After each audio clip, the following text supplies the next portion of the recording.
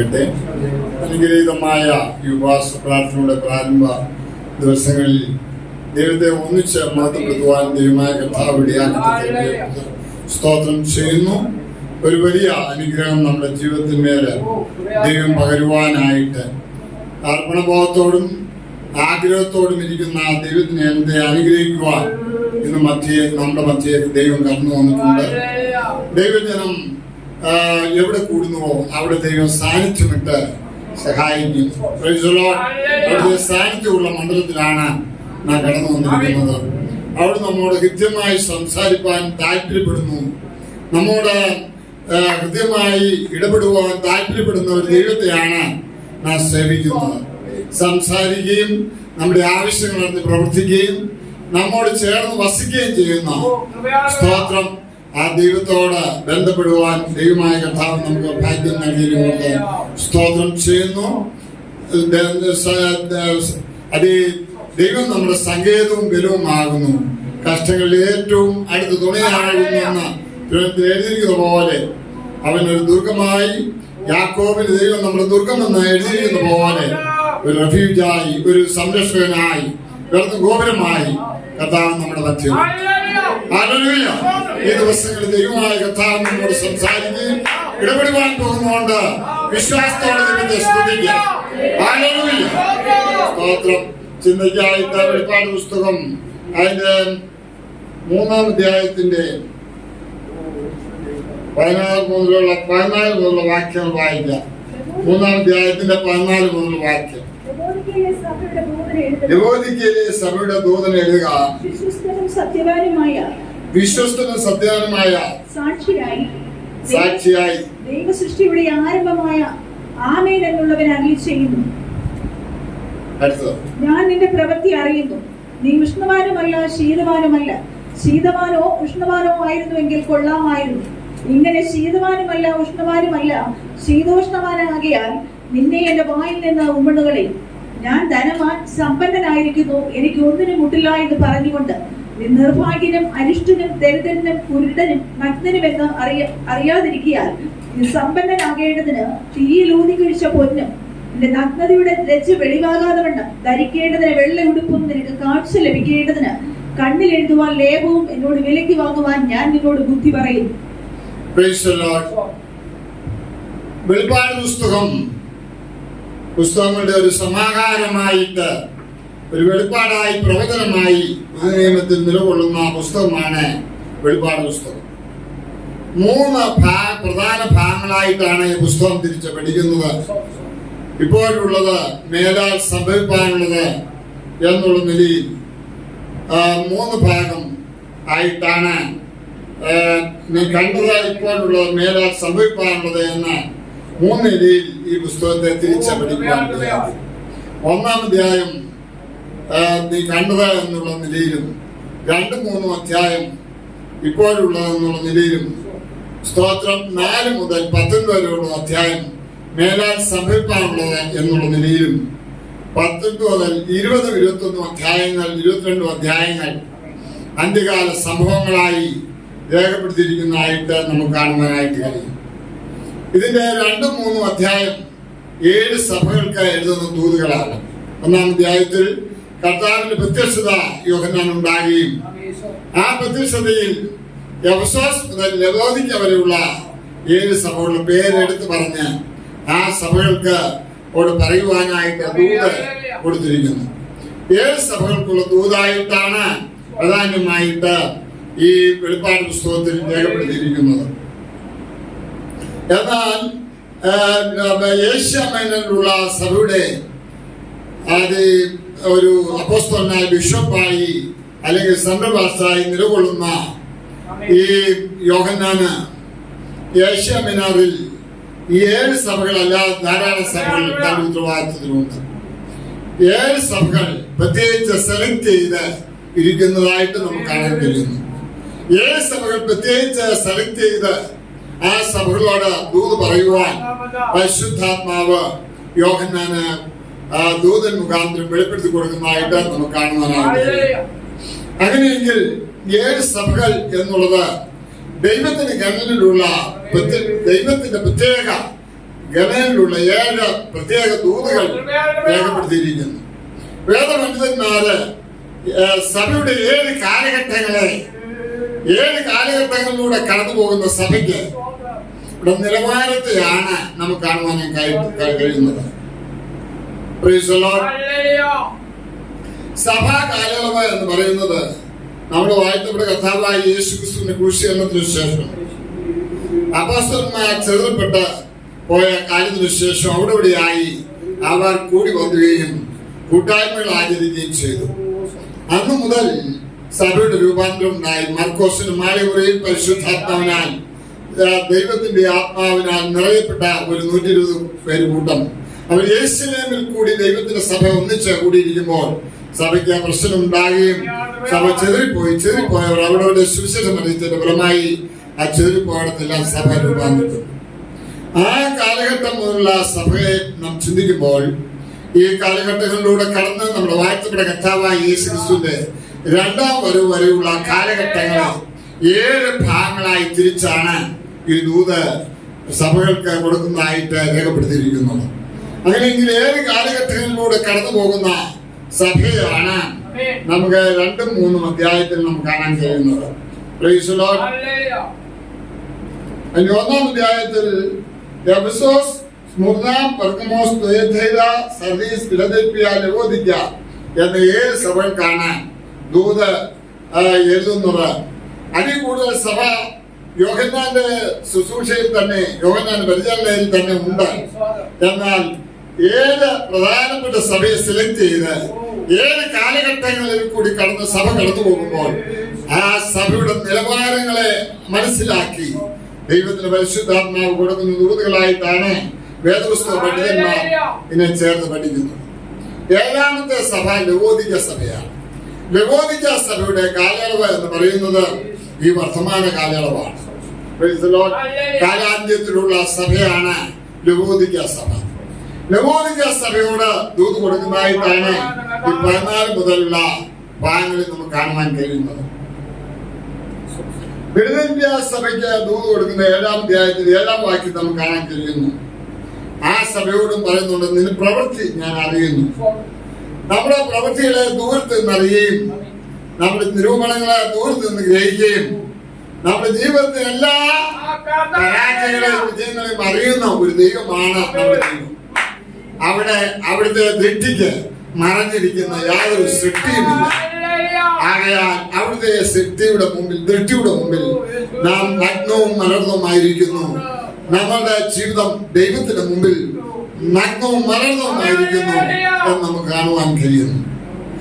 യോസഫിന്റെ 7 സഹോദരന്മാര് 11 സഹോദരന്മാര് യോസഫിന് മുമ്പിൽ നിൽക്കുമ്പോൾ യോസഫാണെന്ന് അറിയാതെ അവർ തങ്ങളെ തന്നെ പരിചയപ്പെടുത്തി. ഞങ്ങൾ ഒരപ്പന് 12 മക്കൾ, ഒരാൾ ഇപ്പോഴില്ല. ഞങ്ങൾ പരമാർത്ഥികൾ എന്ന് പറഞ്ഞ ദൈവത്തിന്റെ ദാസനായ സ്തോത്രം യോസഫിന്റെ സഹോദരന്മാര് തങ്ങളെ തന്നെ പരിചയപ്പെടുത്തുന്നതായിട്ട് നമുക്ക് കാണുവാനായിട്ട് കഴിയുന്നു. സ്തോത്രം. എന്നാൽ അവരുടെ ജീവിതത്തെ കുറിച്ച് അറിയുന്നവരോടുകൂടി ആ വാർത്ത അവരുടെ സഹോദരനായിരുന്ന യോസഫിനോടാണ് പറയുന്നത്, ഞങ്ങൾ പരമാർത്ഥികൾ. അവനെ കച്ചവടക്കാർക്ക് വിറ്റത് ഇവരാകുന്നു എന്നുള്ളതും അറിയാം. ഇതുപോലെയാണ് നാം കർത്താവിന്റെ മുമ്പിലായിരിക്കുന്നത്. നമ്മുടെ ജീവിതത്തിന്റെ സകല വ്യവസ്ഥകളെയും വ്യക്തമായിട്ട് അറിയാവുന്ന, നമ്മുടെ സകല ചലനങ്ങളെയും പ്രവൃത്തികളെയും അറിയാവുന്ന കർത്താവാണ് നമ്മുടെ ദൈവമെന്ന് നമുക്ക് മനസ്സിലാക്കാനായിട്ട് കഴിയുന്നു. ലവോദിക്ക സഭയോട് പറയുന്നത്, വിശ്വസ്തനും സത്യവാനുമായി സാക്ഷിയായി ദൈവസൃഷ്ടിയുടെ ആരംഭമായ ആമീൻ എന്ന പേരുള്ളവൻ കല്ലിച്ചു. ആമീൻ എന്ന് പറഞ്ഞാൽ അപ്രകാരം തന്നെയാണ്. സ്തോത്രം.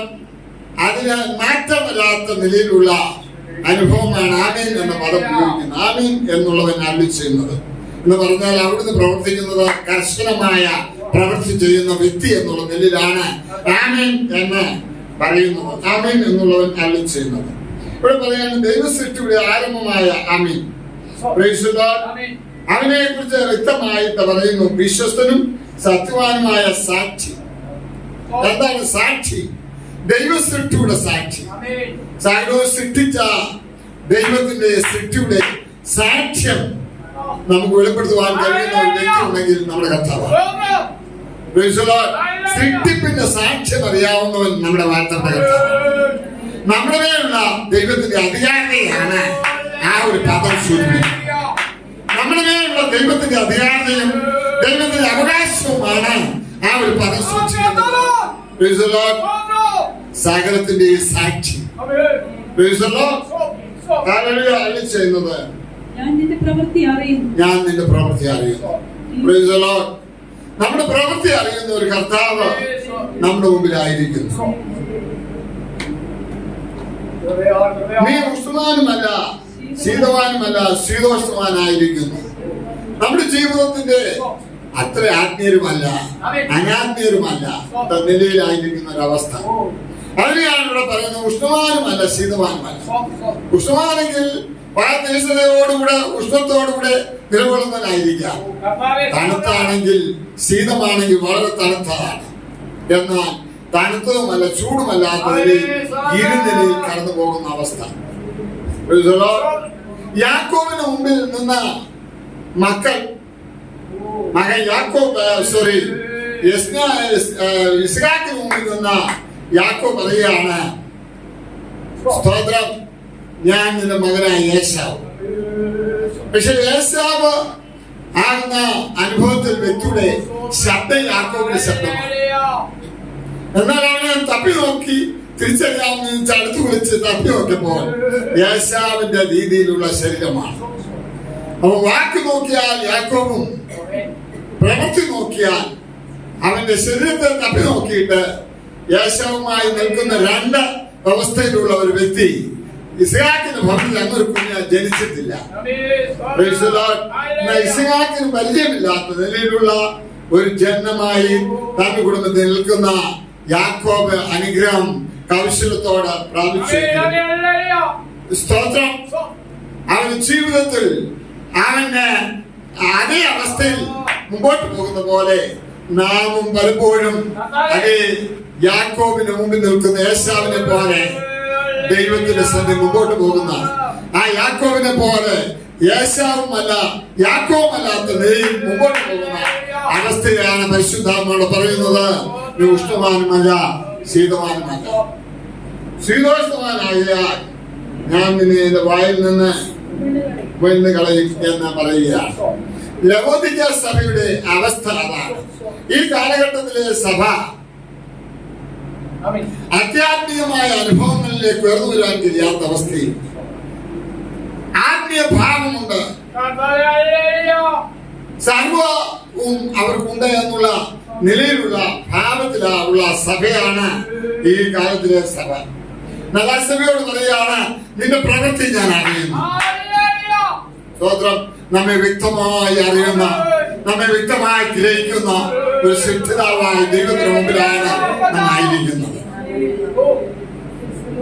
ആ ദൈവത്തിന് മുമ്പിലായിരിക്കുമ്പോൾ ദൈവം നമ്മെ കുറിച്ച് ആഗ്രഹിക്കുന്നത് അവിടുത്തെ വാത്സല്യത്തിന് പരിപൂർണമായ ഇടമുള്ളവരായി അവിടുത്തെയോട് അടുത്തു വരുവാനാണ്. എന്നാൽ ഇസ്ഹാക്കിന് മുമ്പിൽ അടുത്തു വരുവാൻ മനസ്സില്ലാത്തവനായി യാക്കോബായിരുന്നു. വിളിച്ചടുപ്പിച്ച് നോക്കിയപ്പോൾ, തപ്പി നോക്കിയപ്പോൾ ഏശാവ് പോലെയും, വാക്ക് നോക്കിയപ്പോൾ യാക്കോബ് പോലെയുമായിരുന്നു. അകലം വിട്ട് അനുഗമിക്കുന്ന അവസ്ഥ. ആ അനുഭവങ്ങൾ വ്യത്യാസം വരുത്തി ദൈവത്തോട് ഏറ്റവും അടുത്തു വരുവാൻ ഈ ദിവസങ്ങളിൽ നമുക്കിടയായി തീർന്നു. ദൈവത്തോട് അടുത്തിരിക്കുന്ന എനിക്ക് നല്ലത് എന്ന് എഴുതിയിരിക്കുന്ന പോലെ ദൈവത്തോട് അടുത്തു വരുവാൻ നമുക്കിടയായി തീർന്നു. നമ്മുടെ ദൈവം നമ്മുടെ അടുത്തിരിക്കുവാൻ താല്പര്യപ്പെടുന്നു. നീ ഞങ്ങളോ എന്നോട് അടുത്തു വന്നാൽ ഞാൻ നിന്നോട് അടുത്തു വരും. സ്തോത്രം. അങ്ങനെ ആരാണ് അകന്നു പോയത്? നമുക്കറിയാം, രണ്ട് മക്കളുള്ള അപ്പനെ കർത്താവ് പരിചയപ്പെടുത്തുന്നു. ആ ഇളയ മകൻ അപ്പനോട് പറഞ്ഞു, എനിക്ക് വരേണ്ടുന്നത് തരണമെന്ന്. അവൻ അപ്പനിൽ നിന്ന് വരേണ്ടതെല്ലാം പ്രാപിച്ചു. മൂത്ത മകനും അപ്പൻ ഇളയ മകനും കൊടുത്തപോലെ ഷെയർ കൊടുത്തു. അവർക്ക് ഇരുവർക്കും ഷെയർ ഭാഗിച്ചു കൊടുത്തു. ഇളവൻ സകലവും സ്വരൂപിച്ച് ആ പാർത്ത് വിറ്റ് എല്ലാം സ്വരൂപിച്ച് ദൂരത്ത് ദൈവത്തിൽ നിന്ന് നന്മ പ്രാപിച്ച് അനുഗ്രഹം പ്രാപിച്ച് സമൃദ്ധിയുടെ അനുഭവം നമ്മുടെ ജീവിതത്തിൽ ഉണ്ടായിട്ട് ആ സമൃദ്ധിയുടെ അവസ്ഥ നിമിത്തം ദൂരത്ത് പോയിരിക്കുന്ന അനുഭവം, ദൈവത്തോട് അടുത്തു പോയി അകന്നു പോയിരിക്കുന്ന അവസ്ഥ. നിങ്ങൾ എന്നോട് അടുത്തു വന്നാൽ ഞാൻ നിങ്ങളോട് അടുത്തു വരും. അപ്പൊ നാമാണ് ദൈവത്തോട് അടുത്തു വരും. ദിവസങ്ങളിൽ ദൈവത്തോട് അടുത്തു വരുവാൻ കഴിയാതെ വണ്ണം നമ്മുടെ ജീവിതം, നമ്മുടെ ഹൃദയം കൊണ്ട് ദൈവത്തോട് അകന്നിരിക്കുന്ന ഭാഗത്ത് നാം ദൈവത്തോട് അടുത്തു വരുവാൻ തീരുമാനിക്കണം. അതാണ് ദൈവത്തിന്റെ സന്നിധിയിൽ പ്രതീക്ഷിക്കുന്ന ഉപവാസം. Praise the Lord. Praise the Lord. അതിന് ഭയങ്കരമായ അതിന് കാരണമായ വിഷയങ്ങളെ നാം ഏറ്റുപറയണം. ആ ദൂരത്ത് പോയ മകന് സംഭവിച്ചത് അവന് സകലവും നഷ്ടപ്പെട്ടു. സകലവും നഷ്ടപ്പെട്ടിട്ട് അവൻ ഭക്ഷിപ്പാൻ പോലും വകയില്ലാതായി തീർന്നിട്ട് പന്നിക്ക് കൊടുക്കുന്ന ആഹാരം പോലും ഭക്ഷിപ്പാൻ ഇല്ലാതെ അവൻ ദുഃഖിതനായി തീർന്നിട്ട് അവൻ ദൈവ തീരുമാനമെടുക്കുന്നു, ഞാൻ എഴുന്നേറ്റ് എന്റെ അപ്പന്റെ വീട്ടിൽ പോകും. അവന്റെ അപ്പന്റെ വീടിനെ കുറിച്ച് ഒരു ചിന്ത അവന്റെ ഉള്ളിൽ ഉണ്ടായപ്പോഴാണ് അവൻ അപ്പന്റെ വീട്ടിൽ പോകുമെന്ന് തീരുമാനമെടുത്തത്. എന്റെ അപ്പന്റെ വീട്ടിൽ എത്രയോ കൂലിക്കാര് തിന്നിട്ട് ശേഷിപ്പിച്ച് ഇരിക്കുന്നു എന്നുള്ള ആ ചിന്ത അവൻ എഴുന്നേറ്റു അപ്പന്റെ വീട്ടിലേക്ക് പോകുക. പക്ഷെ ഒരു കാര്യം, അപ്പൻ അവനെ കൈക്കൊള്ളുവാൻ കഴിയുമോ എന്ന് ഉള്ള ചിന്ത അവൻ അലട്ടിയപ്പോ അവനൊരു കാര്യം തീരുമാനിച്ചു, ഞാൻ സ്വർഗത്തോടും നിന്നോടും പാപം ചെയ്തു, നിന്റെ മകനെന്ന് വിളിക്കപ്പെടുവാൻ യോഗ്യനല്ല എന്ന് ഞാൻ എന്റെ അപ്പനോട് പറയും. നിന്റെ കൂലിക്കാരിൽ ഒരുവനെ പോലെ എന്നെ കൈക്കൊള്ളണമേ എന്ന് ഞാൻ എന്റെ അപ്പനോട് പറയും. അപ്പൊ ഉടമസ്ഥതയിലേക്ക്, അവകാശത്തിലേക്ക്, സൃഷ്ടിപ്പിന്റെ ഉടമസ്ഥനായ അവകാശത്തിലേക്ക് മടങ്ങി വരുവാൻ ആഗ്രഹിക്കുന്ന മകന്റെ തീരുമാനം, ആ തീരുമാനത്തോടുകൂടെ ഇന്ന് പകൽക്കാലം ആർക്ക് ദൈവസ്ഥയിലേക്ക് മടങ്ങി വരുവാൻ കഴിയുമോ? നിന്നെ കൈക്കൊള്ളുവാൻ ഒരപ്പൻ പ്രതീക്ഷിക്കുന്നു. പ്രതീക്ഷയോട് ഇരിക്കുന്ന അപ്പൻ. അവന് പ്രതീക്ഷ എന്താണ്? എപ്പോൾ എന്റെ മകൻ വരും. മൂത്ത മകനുണ്ട്, തന്റെ വീട്ടിൽ നിന്ന് താൻ കടന്നുപോയി വയലിൽ പോയിട്ട് എല്ലാ ദിവസവും വൈകിട്ട് മടങ്ങി വരുന്ന മകനുണ്ട്. ആ മകനെ കുറിച്ചുള്ള ദുഃഖം നാളുകളായി കാണുവാൻ സകലവും സംഭരിച്ചിട്ട് സമ്പന്നൻ എന്ന് പറഞ്ഞ് എല്ലാം തേച്ചെന്ന് പറഞ്ഞ് അപ്പന്റെ വീട് വിട്ടുപോയിരിക്കുന്ന തന്റെ മകനെ ഓർത്ത് അവനെ ഓർത്ത് കാത്തിരിക്കുന്ന ഒരു അപ്പനെ നമുക്ക് കാണാൻ കഴിയും. ഇന്ന് വളക്കാലം ദൈവമക്കളെ, നമ്മുടെ ജീവിതത്തിൽ നമ്മെ പ്രതീക്ഷിച്ചിരിക്കുന്ന ഒരപ്പൻ ദൂരത്തിൽ. ഞാൻ നിന്നോട് ചോദിക്കുന്നു, അപ്പന്റെ ഭവനത്തിൽ എത്ര സമ്പന്നത, എത്ര മഹത്വകരം, എത്ര ശ്രേഷ്ഠത, നിന്റെ ജീവിതത്തിലെ പോരായ്മകളെ എല്ലാം പരിഹരിപ്പാൻ അപ്പന് കഴിയുന്ന നിലയിലുള്ള നിന്റെ അവകാശ ഉടമസ്ഥനുമായ നിന്റെ അപ്പൻ നിന്നെ പ്രതീക്ഷിക്കുന്നു എന്നുള്ള സദ്വർത്തമാനമാണ് വിവാസ പ്രാർത്ഥനയിൽ എന്നോടും നിന്നോടും ദൈവത്തിന്റെ ആത്മാവിനെ അറിയിക്കാനുള്ളത്. പ്രതീക്ഷയോടിരിക്കുകയാണ് അവൻ തന്നെ. ആ മകൻ ജീവിതത്തിൽ സകലവും നഷ്ടപ്പെട്ട് ആവശ്യബോധത്തില് രോഗിയായി, ദാഹമുള്ളവനായി, വിശപ്പുള്ളവനായി, സമാധാനമില്ലാത്തവനായി, മനസ്സിൽ അസ്വസ്ഥതയുള്ളവനായി, അപ്പനുമായി വളരെ അകലം വിട്ട് അകന്നിരിക്കുന്ന അവസ്ഥയില് അസ്വസ്ഥനായി, ഉറക്കം വരാത്ത ദിവസങ്ങളായി, നല്ല കിടക്കയില്ലാത്തവനായി, പന്നിക്ക് കൊടുക്കുന്ന പോലും ഭക്ഷിക്കാൻ കിട്ടാൻ ആഗ്രഹിച്ചുകൊണ്ട് ഒരാളുടെ നടുവിൽ കഴിയുന്ന അവസ്ഥ.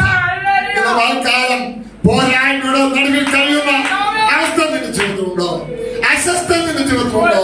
ഭാരം നിന്റെ ജീവിതത്തിലുണ്ടോ? നിന്റെ അപ്പനുമായി നീ അകന്നിരിക്കുന്നു എന്നുള്ള അവസ്ഥ മനസ്സിലാക്കി നിന്റെ പ്രവൃത്തി അറിയുന്ന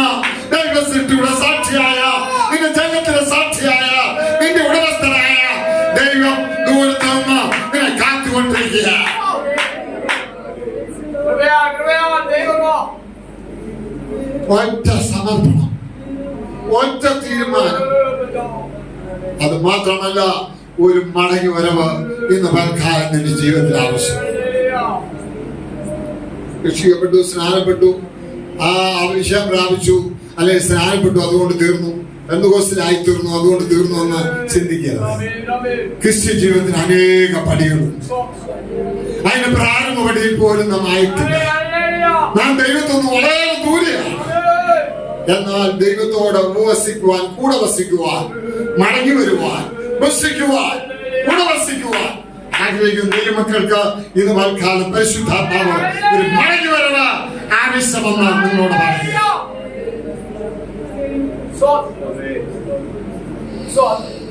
അവന്റെ ഉള്ളിൽ ചിന്തയുണ്ടായി, എന്റെ അപ്പന്റെ ഭവനത്തിൽ എത്രയോ വ്യക്തികൾ ഭക്ഷിച്ചിട്ട് ആഹാരം വെച്ചത്. ഇന്ന് പൽക്കാലം നിങ്ങളുടെ സൃഷ്ടിതാവും ഉടമസ്ഥനുമായ നിങ്ങളുടെ ദൈവം സർവസമ്പന്നനാണ്. നിങ്ങൾക്ക് രോഗശാന്തി തരുവാൻ, നിന്നെ സൗഖ്യമാക്കുവാൻ, ധനം നൽകുവാൻ, നിന്റെ ദാരിദ്ര്യം മാറ്റുവാൻ, നിന്റെ നന്മയുടെ വിഷയം പരിഹരിക്കുവാൻ, നിന്റെ ഭൗതികമായ വിഷയങ്ങൾക്ക് പരിഹാരം മാത്രമല്ല, നിത്യതയിൽ ഞാൻ ഇരിക്കുന്നിടത്ത് നിങ്ങളെയും ഇരുത്തുമെന്ന് പറഞ്ഞ് താമസമിന നമ്മെ സ്വീകരിപ്പാൻ കടന്നു വരുന്ന നമ്മുടെ കർത്താവ് നല്ല വാക്ക് പറഞ്ഞവൻ നമുക്ക് വേണ്ടിയുണ്ട്. അവന്റെ ഭവനത്തിൽ ഒന്നിനും കുറവില്ലാതെ എല്ലാത്തിനും സുഭിക്ഷമായ നിലയിൽ ജീവിക്കാൻ കഴിയും. എന്നാൽ എത്രയോ പ്രാവശ്യം പോരായ്മയുള്ളവരായി, വൈരാഗമുള്ളവരായി, വിശപ്പുള്ളവരായി, ദാഹമുള്ളവരായി, അസ്വസ്ഥരായി നാം കഴിയേണ്ടി വരും. ഇന്ന് പൽക്കാലം ഒരു തീരുമാനമെടുക്കൂ, ഞാൻ എഴുന്നേറ്റ് എന്റെ അപ്പന്റെ വീട്ടിൽ. അവനെടുത്ത തീരുമാനം, ഞാൻ എഴുന്നേറ്റ് എന്റെ അപ്പന്റെ വീട്ടിലേക്ക് പോകും. ഈ ലോകത്തിന് പന്നിയെ മേയിച്ചുകൊണ്ട്, ഈ ലോകത്തിന് ഭാരം ചുമന്നുകൊണ്ട്, ഈ ലോകത്തിന് അഴിഞ്ഞ് ഉഴുന്ന അനുഭവങ്ങളിൽ നിന്ന് ഞാൻ മടങ്ങിപ്പോകും. എന്നാൽ മടങ്ങിപ്പോകുമ്പോൾ അവിടുത്തെ സനൽ ഒരു വിശ്രാന്തി പറയാനുണ്ട്. ഞാൻ സ്വർഗത്തോട് നിന്നോട് പ്രാപിക്കുന്നു, നിന്റെ മകനെന്ന് വിളിക്കുവാൻ ഞാൻ യോഗ്യനല്ല. തൽക്കാലം നമുക്ക് പറയാനുള്ളത് ഇതാണ്, അവിടുത്തെ മകനെന്ന് വിളിക്കുവാൻ, മകനെന്ന് വിളിക്കുവാൻ എനിക്ക് യോഗ്യതയില്ല. ഞാൻ അവിടുത്തെയോടും സ്വർഗത്തോടും പാപം ചെയ്തു പോയി. നിന്റെ കൂലിക്കാരൻ ഒരുവനെ പോലെ എന്നെ അംഗീകരിക്കണമേ എന്ന് പറഞ്ഞതുപോലെ തീരുമാനമെടുക്കുവാൻ അവൻ ആഗ്രഹിച്ച് അവന്റെ അപ്പന്റെ വീട്ടിൽ മടങ്ങി വരുന്ന വരവിൽ ദൂരത്ത് നിന്ന് അപ്പനവനെ കണ്ടു. അവന് പരീക്ഷയ്ക്ക് വിപരീതമായി അപ്പൻ ഓടി ഇറങ്ങി വന്ന് അവനെ സ്വീകരിച്ചു. അവൻ പറയാൻ തീരുമാനിക്കുന്ന ഒന്നും വെളിപ്പെടുത്തുന്ന മുമ്പ് അവനെ കാത്തിരുന്ന അപ്പൻ അവനെ സ്വീകരിച്ചു. അപ്പോൾ അവൻ അപ്പനോട് പറഞ്ഞു, സ്വർഗത്തോടും അവിടുത്തെയോടും ഞാൻ പാപം ചെയ്തു പോയി, നിന്റെ മകനെ വിളിക്കപ്പെടുവാൻ നീ യോഗ്യനല്ല.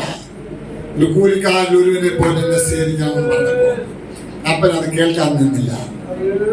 ഉടനെ തന്നെ ബാല്യക്കാരെ വിളിച്ചു പറഞ്ഞു, ഇവനെ കുളിപ്പിച്ച് വസ്ത്രം മാറി, ഇവൻ ആഭരണങ്ങളിട്ട് നെഞ്ചെടുപ്പിട്ട് മനോഹരമാക്കി ഇവനെ കൂട്ടിക്കൊണ്ടുവരാൻ പറഞ്ഞ് ബാല്യക്കാരെ വിട്ട് അവന് വേണ്ട സൗകര്യങ്ങളെല്ലാം ഒരുക്കി കൊടുത്ത് അപ്പന്റെ ഭവനത്തിലേക്ക് അവനെ ചേർക്കുക. അപ്പൻ ഉടൻ തന്നെ ഒരു പ്രഖ്യാപനം ഉണ്ടായി, തടിപ്പിച്ച മൃഗത്തെ അറുത്ത് ഒരു വലിയ വിരുന്നൊരുക്കുക. ദൈവത്തിലെ ഈ ഉപവാസ പ്രാർത്ഥനയുടെ പ്രാരംഭ സമയം തന്നെ സ്വർഗത്തിലെ ദൈവം നമുക്കൊരു വിരുന്നൊരുക്കിയിട്ടുണ്ട്. വിശ്വസിക്കാത്ത പേരുണ്ട്. നമ്മോടുകൂടെ സന്തോഷിക്കുവാൻ, നമ്മോടുകൂടെ ഏർപ്പെടുവാൻ. ഇവനെനിക്ക് നഷ്ടമായിരുന്നു, ഇവളെനിക്ക് നഷ്ടമായിരുന്നു, ഇപ്പോഴോ എനിക്ക് തിരിച്ചു കിട്ടിയിരിക്കുന്നു എന്ന് പറഞ്ഞ് നിന്നെ കുറിച്ച് സന്തോഷിക്കുന്ന ഒരു വിരുന്ന് നിനക്ക് വേണ്ടി അപ്പൻ ഒരുക്കിയിരിക്കുന്നു എന്നുള്ള സദ്വർത്തമാനം ഏറ്റെടുത്ത് സന്തോഷിക്കുവാൻ എത്ര പേരുണ്ട്? നാം അപ്പന്റെ വിരുന്നുശാലയിലേക്ക് വന്നിരിക്കുകയാണ്.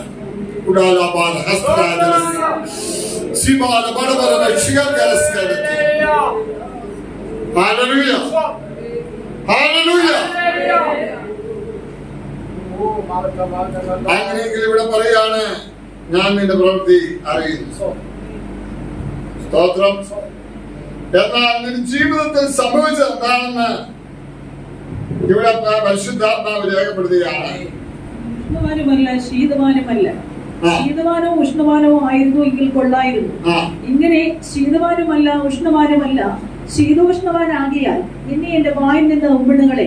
ദൈവത്തിന്റെ അതിർത്തും ഉമിഴ്ന്നു കളയുന്ന നിലയിൽ ഒരു പക്ഷി ഒരു ഫലം എടുത്ത് വായിലിട്ട് അതിന് മധുരമുള്ള ഭാഗം ഭക്ഷിച്ച ശേഷം ആ കുരു വായിൽ നിന്ന് ഉമിഴ്ന്നു കളയുന്നത് പോലെ, തിരസ്കരിക്കുന്ന പോലെ തിരസ്കരിക്കപ്പെടാതിരിക്കുവാൻ ദൈവത്തിന്റെ ആത്മാവ് ഇന്ന് പൽക്കാലം ദൈവത്തിന്റെ ആലോചന പറയുക. ലവോദിക്ക സഭയുടെ അടുത്ത വയലാറ്, ഞാൻ ധനവാൻ സമ്പന്നനായിരിക്കുന്നു, എനിക്ക് ഒന്നിനും മുട്ടില്ല എന്ന് പറഞ്ഞുകൊണ്ട് ഈ നിർഭാഗ്യനും അരിഷ്ടനും സ്തോത്രം. ഈ കാലഘട്ടത്തിലെ സഭയിൽ ഒന്നിനും പോരായ്മയില്ല. കോവിഡ് വന്നതിന് ശേഷം എല്ലാവർക്കും നിലത്തിരിക്കാൻ വയ്യ, എല്ലാവരും കസാല. സ്തോത്രം. ചില സഭകളിൽ ചെന്ന കൊച്ചു കൊച്ചുകൊണ്ട് പോലും കസാലാണ്. ആ പഴയ ഇരിപ്പങ്ങ് ഞങ്ങൾക്ക് ഒന്നിനും കുറവില്ല. അവരുടെ ഇരിപ്പ് കണ്ടാൽ തന്നെ സകലത്തിനും സമ്പന്നമാണ്, ഒന്നിനും കുറവില്ല. പണ്ട് കാലത്ത് സഭയിൽ ചെന്നാൽ താഴ്മ ഉണ്ടായിരുന്നു, ശബരി ഉണ്ടായിരുന്നു, നിലത്തിരുന്ന് നിലവിളിക്കുന്ന അനേക മാതാക്കളും അമ്മമാരും കുഞ്ഞുങ്ങളും ഉണ്ടായിരുന്നു, പ്രാർത്ഥിക്കുന്നവരുണ്ടായിരുന്നു. സഭയുടെ അന്തരീക്ഷം റോയാലിറ്റി ആയിരുന്നു. ധനമുണ്ട്, മാനമുണ്ട്, അറേഞ്ച് ചെയ്ത ഹോളുണ്ട്, വിശാലമായ സൗകര്യങ്ങളുണ്ട്. ഇന്നത്തെ ബുദ്ധിമുട്ട് കാർ പാർക്ക് ചെയ്യാൻ, നമ്മുടെ സഭയുടെ ബലഹീനത കാർ പാർക്ക് ചെയ്യാൻ സ്ഥലമില്ല. കാർ പാർക്ക് ചെയ്യാൻ സ്ഥലമില്ലാത്തതുകൊണ്ട് പ്രാർത്ഥനയ്ക്ക് വരാതെ ഒത്തിരി പേര് ബുദ്ധിമുട്ടുന്നു. സത്യമാണ്. കഴിഞ്ഞ പ്രാവശ്യം പ്രാർത്ഥനയ്ക്ക് പലരും വരാനുണ്ടെന്നാണ്. കാർ പാർക്ക് ചെയ്യാൻ ഇവിടെ സ്ഥലമില്ലാത്തതുകൊണ്ട് വരാൻ കഴിയുന്നില്ല. ദൈവത്തില് എല്ലാ സൗകര്യവുമായി. പണ്ട് സൈക്കിളെങ്കിലും ഇല്ലാതിരുന്ന കാര്യം, അതാണ് ഈ കാറൊന്നും ഇല്ലാതിരുന്നതിന്റെ കാര്യം. കാറില്ലാതിരിക്കുമ്പോൾ സ്വതന്ത്രമായിട്ട് നമുക്ക് പ്രത്യേകിച്ച് സ്ഥലം ഒരുക്കണ്ട. ഇപ്പൊ വിശ്വാസികൾ ഇരിക്കാൻ ഹോൾ ഉണ്ടാക്കുന്നതിനേക്കാൾ മുമ്പിൽ കാർ പാർക്കിങ്ങിനുള്ള സ്ഥലം ക്രമീകരിക്കുക. സ്തോത്രം. ഓരോ സഭകൾ അഡീഷണൽ കോടിക്കണക്കിന് രൂപ വില കൊടുത്ത് അഡീഷണൽ വസ്തു വാങ്ങിച്ച് കാർ പാർക്ക് ചെയ്യാനുള്ള സൗകര്യം ഉണ്ടാക്കുക. നമുക്കും ദൈവം വെച്ചാൽ കുറച്ച് സ്ഥലം വാങ്ങിച്ച് കാർ പാർക്കിങ്ങിന് വേണ്ടി ഈ പുരയിടത്തിനെല്ലാം വില കൂടുന്നതിന് മുമ്പ് പ്രത്യേകിച്ച് ഞങ്ങളുടെ സ്തോത്രം മണി ബ്രദർ പ്രാർത്ഥിച്ചുകൊണ്ടിരിക്കുകയാണ്. പുല്ലൂർ പട്ടണം പെന്തക്കോസ്ത് പട്ടണമാണ്. നമ്മൾ കുറയും പെന്തക്കോസ്ത് പട്ടണമായി കഴിഞ്ഞാൽ പെന്തക്കോസ്തുകാരായിട്ട് പിന്നെ പേടിക്കേണ്ട കാര്യമില്ല. എല്ലാവരും പെന്തക്കോസ്തുകാരായ പിന്നെ വിഷമമില്ല, വണ്ടി കൊണ്ട് എവിടെയെങ്കിലും ഒക്കെ ഇടാം. സ്തോത്രം. ഞാൻ വിശ്വസിക്കുന്നു, അദ്ദേഹത്തിന്റെ പ്രാർത്ഥന ഞാൻ വിശ്വസിക്കുന്നു. 10 വർഷം കൂടെ കഴിയുമ്പോ ധാരാളം ആത്മാക്കളെ കൊണ്ട് ഞായറാഴ്ച ഇവിടെ പട്ടണത്തിൽ ഇറങ്ങി നിന്ന തിക്കും തിരക്കുള്ള ഒരു പട്ടണമായിട്ട് ഈ പട്ടണത്തെ മാറ്റുവാൻ സ്വർഗത്തിൽ വിശ്വസിക്കുന്ന ദൈവത്തിന്റെ ആത്മാവ് അദ്ദേഹത്തിന് ഉള്ളിൽ കൊടുത്ത ഒരു പ്രേരണയാണ് ആ പരമ്പര. അങ്ങനെ പ്രാർത്ഥിക്കണം. വിശ്വാസത്തിലെല്ലാം ഏറ്റെടുത്ത് പ്രാർത്ഥിക്കുന്നത്. ദൈവത്തിന്റെ ജനത്തെ സമ്പന്നരാണെന്നുള്ള ചിന്ത, ഒന്നിനും കുറവില്ലെന്നുള്ള ചിന്ത, പോരായ്മയുടെ അനുഭവത്തെ കുറിച്ചുള്ള ചിന്തയാണ്. ആത്മാവിൽ ദരിദ്രരായ ഭാഗ്യവാന്മാർ അവർ സ്വർഗരാജ്യം പ്രാപിക്കും. ദരിദ്ര ചിന്ത ഇല്ല നമുക്ക്. നമ്മുടെ ജീവിതത്തിൽ ദാരിദ്ര്യമാവുന്ന ചിന്തകൾ മാറി. വസ്ത്രത്തിൽ ദാരിദ്ര്യമില്ല, മറ്റൊന്നും ദാരിദ്ര്യമില്ല. പണ്ട് ബുദ്ധിമുട്ടുള്ള കാര്യമായിരുന്നു വസ്ത്രമൊക്കെ. ഇപ്പൊ ഇവിടെ നാട് വാലിലാണ്, എന്നാൽ ധാരാളം വസ്ത്രങ്ങളും. ഒന്നിനും കുറവില്ല. ദാരിദ്ര്യ ചിന്ത, ആത്മാവിൽ ദരിദ്രത, ദൈവവുമായിട്ട് ബന്ധപ്പെട്ട് ഒന്നും ആയില്ല. കർത്താവേ, എനിക്ക് ദാരിദ്ര്യം ഒന്ന് പരിഹരിക്കണമെന്ന് പറഞ്ഞു ദൈവസന്നിധിയിൽ ദാരിദ്ര്യത്തോടിരിക്കുന്ന ദൈവമക്കളെ സമ്പന്നമാക്കുക. സ്തോത്രം. ആവശ്യബോധത്തോട് ദൈവത്തിൽ ഇരിക്കുന്നെങ്കിൽ ആ കുടുംബത്തിന് സമൃദ്ധിയായ നന്മ ഇന്ന് വാക്കാലം നിന്നെ ചൊല്ലുവാൻ കാത്തിരിക്കുന്ന ഒരു നല്ല അപ്പനുണ്ട്. ആ അനുഗ്രഹത്തിനായിട്ട് ദൈവമൊക്കെ പ്രതികരിക്കുക. സമ്പന്നൻ, എനിക്ക് ഒന്നിനും മുട്ടില്ല. എന്നാൽ പരിശുദ്ധാത്മാവ് സ്കാൻ ചെയ്തിട്ട് പറയുകയാണ്, നീ പറഞ്ഞുകൊണ്ട് നിർഭാഗ്യവാനും നിർഭാഗ്യനും അരിഷ്ടനും ദരിദ്രനും കുരുടനും. സ്തോത്രം. നിർഭാഗ്യവാൻ, ഭാഗ്യമില്ലാത്ത. എല്ലാവരിലും ഭാഗ്യമുണ്ട്. അവരവരുടേതായ നിലയിൽ ഓരോ ഭാഗ്യങ്ങൾ ഓരോരുത്തർക്കും. എന്നാൽ ദൈവത്തിന്റെ ആത്മാവ് ഈ സഭയോട് പറയാണ്, നീ നിർഭാഗ്യവാനാണ്, അരിഷ്ടനാണ്. അരിഷ്ടൻ എന്ന് പറഞ്ഞാൽ എല്ലാത്തിനും അസ്വസ്ഥം. ഇന്ന് നമ്മൾ നോക്കിയാല് സമ്പന്നത ഉണ്ടെന്ന് പറഞ്ഞാലും അരിഷ്ടത വിട്ടുമാറാതെ പോരാടുന്ന വ്യക്തികളായി മാറുകയാണ്. ദാരിദ്ര്യം, സമ്പന്നാണെന്ന് തോന്നൽ, സമ്പന്നാണെന്നുള്ള തോന്നലാണ് നമ്മുടെ ജീവിതത്തിലുള്ളത്. അതേ പാട്ടുകാരൻ പാടി, എന്റെ സമ്പത്തൊന്ന് ചൊല്ലുവാൻ വേറെയില്ലൊന്നും യേശു മാത്രം. ദൈവത്തിലെ വേണ്ടത് നിനക്കില്ല, വേണ്ടാത്തത് നിനക്കുണ്ട്.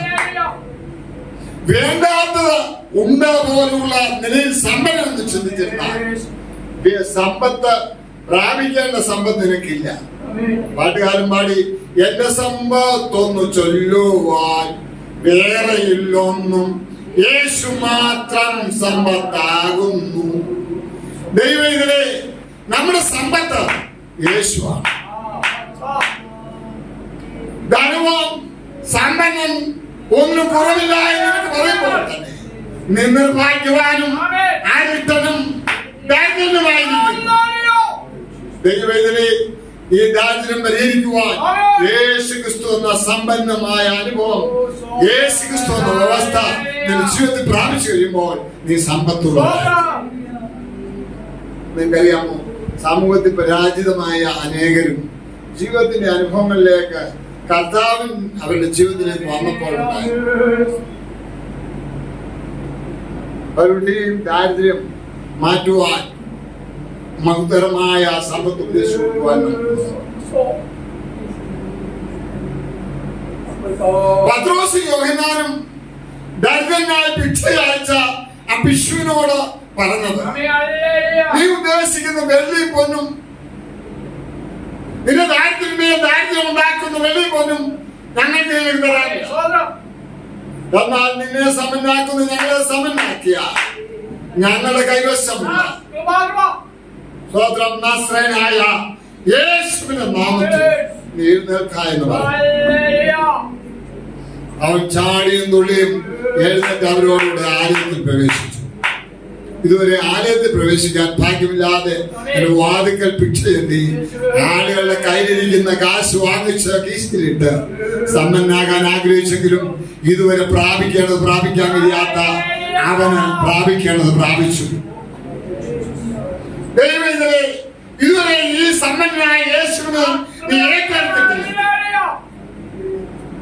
നിന്നെ സമ്പന്നമാക്കുന്ന കർത്താവിനെ നീ പിറക്കാറുകൊണ്ട് തട്ടി കളയുന്നുവെങ്കിൽ യേശു ക്രിസ്തു നിന്റെ ജീവിതത്തിലേക്ക് വരട്ടെ. നിന്റെ പോരായ്മയെ പരിഹരിക്കുവാൻ യേശു. അനേക ജീവിതത്തിൽ ലക്ഷ്യബോധമില്ലാതെ തകർന്നുപോയ, വിദ്യാഭ്യാസത്തിലും മാനസികമായി തകർന്നുപോയ പല ചെറുപ്പക്കാരെയും ഞങ്ങളുടെ കൂടെ താമസിപ്പിച്ചിട്ടുള്ള കാര്യം ഇന്നലെ വന്ന സഹോദരൻ പറഞ്ഞു. ആ നിസ്സാരമായ വ്യക്തികൾക്ക് ഞങ്ങൾ പറഞ്ഞു കൊടുത്തത് യേശുവിനെയാണ്. യേശുവിനെ അവരുടെ ജീവിതത്തിൽ പറഞ്ഞു കൊടുത്തുകൊണ്ട് അവരാരും ദരിദ്രരായി. ഇവിടെ വന്ന് നിങ്ങളുടെ ഇടയിൽ ശുശ്രൂഷിക്കുന്ന സഹോദരൻ കയ്യിൽ പ്രാവശ്യമുണ്ടോ? സ്തോത്രം. ഈ തൂക്കുപാലത്തിൽ നിന്ന് വെള്ളത്തിലോട്ട് ചാടി മരിക്കുവാൻ പോയ വ്യക്തി മാന്യമായി ജീവിക്കുന്നു, ഒരു ഉപദേഷ്ടാവായി ജീവിക്കുന്നു, ഇത് രാജ്യങ്ങളിൽ സഞ്ചരിച്ചു പോകുന്നു. തന്റെ മക്കളോടുകൂടെ ഇപ്പൊ പോയിരിക്കുകയാണെന്ന് തോന്നുന്നു. UK പോകുന്ന പറഞ്ഞത്. UK 2 മക്കളുണ്ട്. ഒരാൾ അവിടെ ശുശ്രൂഷയിലാണ് കുടുംബമായിട്ട്, ഒരാള് അവിടെ ജോലിയിലാണ് കുടുംബമായിട്ട്. സ്തോത്രം. ശൂന്യമായി പോകേണ്ട, കഞ്ചാവടിച്ച് ആത്മഹത്യ ചെയ്യേണ്ട, ശൂന്യമായി പോകേണ്ട ജീവിതങ്ങളിൽ യേശു എന്ന സമ്പത്ത് വളർന്നു കൊടുത്തു കഴിഞ്ഞപ്പോ അവരുടെ ജീവിതത്തിന്റെ ഭൗതികവും ആത്മീയമായ ജീവിതത്തിൽ മുന്നേറ്റത്തിന് ആവശ്യമായത് യേശു. നിങ്ങൾക്ക് മറ്റുള്ളവർക്ക് വളർന്നു കൊടുക്കുവാൻ നിങ്ങൾ 10 പൈസ ഉണ്ട്, 20 പൈസ ഉണ്ടെങ്കിൽ 50 രൂപയുണ്ടെങ്കിൽ ഇപ്പൊ പിച്ചക്കാരന് 10 20 പൈസ വേണ്ട, 50 പൈസയൊന്നും വേണ്ട, അവർക്ക് 1 രൂപയൊന്നും വേണ്ട, 10 രൂപയിൽ കുറഞ്ഞൊന്നും അവർ വാങ്ങി അവർ നിങ്ങൾക്ക് തരും വേണമെങ്കിൽ 10 രൂപ. Praise the Lord. സ്തോത്രം. ദൈവങ്ങളെ, നിങ്ങൾക്ക് ഒരുവനെ സമ്പന്നനാക്കുവാൻ, ഒരുവന്റെ ജീവിതത്തിൽ സമൂല മാറ്റം വരുത്തുവാൻ കഴിയുന്ന യേശുവിനെ പകർന്നു കൊടുക്കുവാൻ കഴിയുന്നെങ്കിൽ തകർന്ന ജീവിതങ്ങൾ ഉദ്ധരിക്കുവാൻ യേശു മൂലമണിയാണ്. Praise the Lord. യേശു സമ്പത്താണ്. യേശു വിശ്വസിക്കുന്നവന് ഈ ലോകത്തിൽ അവന്റെ ജീവിതം ഉന്നതമായ നിലവാരത്തിലേക്ക് വരും. കാരണം യേശു ഉയരത്തിൽ നിന്നും വന്നു. താഴ്ചയിൽ നിന്ന് വന്നവനെ അല്ല നാം സേവിക്കുന്നത്, ഉയരത്തിൽ നിന്ന് വന്ന് പൃഥ്വിയിലേക്ക് മടങ്ങിപ്പോയി. ഞാൻ വന്ന് നിങ്ങളെ ചേർത്തുകൊള്ളാമെന്ന് വാഗ്ദത്തം ചെയ്ത് കടന്നുപോയ വാഗ്ദത്ത കർത്താവായ യേശു നിങ്ങളുടെ ജീവിതത്തെ ഉയർത്തുന്നവനാണ്. ഇവിടെ പറയാണ്, നീ ധനവാൻ സമ്പന്നൻ, എനിക്കൊന്നും മുട്ടില്ല എന്ന് പറയുമ്പോൾ തന്നെ നിർഭാഗ്യവാനും അരിഷ്ടനും ദരിദ്രനും കുരുടനും നഗ്നനുമെന്നറിയാതിരിക്കുക. നമ്മുടെ ജീവിതത്തിന്റെ പോരായ്മ നമുക്കറിയത്തില്ല. ചിലർക്ക് വേണ്ടുപോലെ പ്രാർത്ഥിക്കാൻ അറിയത്തില്ല. വേണ്ടുപോലെ പ്രാർത്ഥിക്കാൻ അറിയാത്തവർക്ക് വേണ്ടുപോലെ പ്രാർത്ഥിക്കാൻ നമ്മെ പഠിപ്പിക്കാൻ പരിശുദ്ധാത്മാവ് നമ്മുടെ മേൽ വരുമ്പോ അതത് സന്ദർഭങ്ങളിൽ നിങ്ങൾക്ക് വേണ്ട ആവശ്യങ്ങൾ പരിശുദ്ധാത്മാവ് നിങ്ങൾ അറിയുന്നതിന് മുമ്പ് നിങ്ങളിൽ വരുന്ന പരിശുദ്ധാത്മാവിന്റെ പ്രത്യേകത എന്ന് ചോദിച്ചാൽ, നിങ്ങളിലേക്ക് പരിശുദ്ധാത്മാവ് ആവഹിക്കുമ്പോൾ നിങ്ങളുടെ ശാരീരികവും മാനസികവും ആത്മീയവുമായ നിലവാരങ്ങളെ മുഴുവൻ പരിശുദ്ധാത്മാവ് ആരാഞ്ഞിട്ട് നിങ്ങൾക്ക് വേണ്ടി പിതാവായ ദൈവത്തോട് പക്ഷപാതം ചെയ്യുവാൻ കഴിയുന്ന ദൈവത്തിന്റെ ഭാഗമാണ് പരിശുദ്ധാത്മാവ്. അതുകൊണ്ടാണ് മക്കളെ അപ്പം ചോദിച്ചാൽ കല്ല് കൊടുക്കത്തില്ല, മീൻ ചോദിച്ചാൽ പാമ്പിനെ കൊടുക്കത്തില്ല, മുട്ട ചോദിച്ചാൽ തേലിനെ കൊടുക്കത്തില്ല. ദോഷികളായ പിതാക്കന്മാർ തങ്ങളുടെ മക്കൾ എന്ത് ചോദിച്ചാൽ അതത് കൊടുക്കുന്നുവെങ്കിൽ സ്വർഗസ്ഥനായ പിതാവ് നോട് യാചിക്കുന്ന ഏവർക്കും പരിശുദ്ധാത്മാവിനെ എത്ര അധികം കൊടുക്കും. ഈ ദിവസങ്ങളിൽ നിങ്ങൾ എന്താണ് പ്രാർത്ഥിക്കാൻ പോകുന്നത്? നിങ്ങൾ 21 ദിവസത്തെ ഉപവാസത്തിൽ എന്താണ് പ്രാർത്ഥിക്കാൻ പോകുന്നത്? ആ പ്രാർത്ഥിക്കാൻ പോകുന്നത് എന്താണെന്ന് നിങ്ങൾക്കറിയാതിരിക്കുന്ന വിഷയം ഞാൻ പറയാം. നിങ്ങൾക്ക് ആവശ്യം പരിശുദ്ധാത്മാവ്. നിങ്ങൾ ഈ ദിവസങ്ങൾ ഒന്നും പ്രാർത്ഥിച്ചില്ലെങ്കിൽ അപ്പൊ അങ്ങനെ പരിശുദ്ധാത്മാവിന്റെ ശക്തി നിങ്ങൾ ആർജിച്ച് നിങ്ങൾ യാചിക്കുമ്പോ നിങ്ങൾ അറിയാതെ നിങ്ങളുടെ ആവശ്യങ്ങളെ അറിയുന്ന കർത്താവ്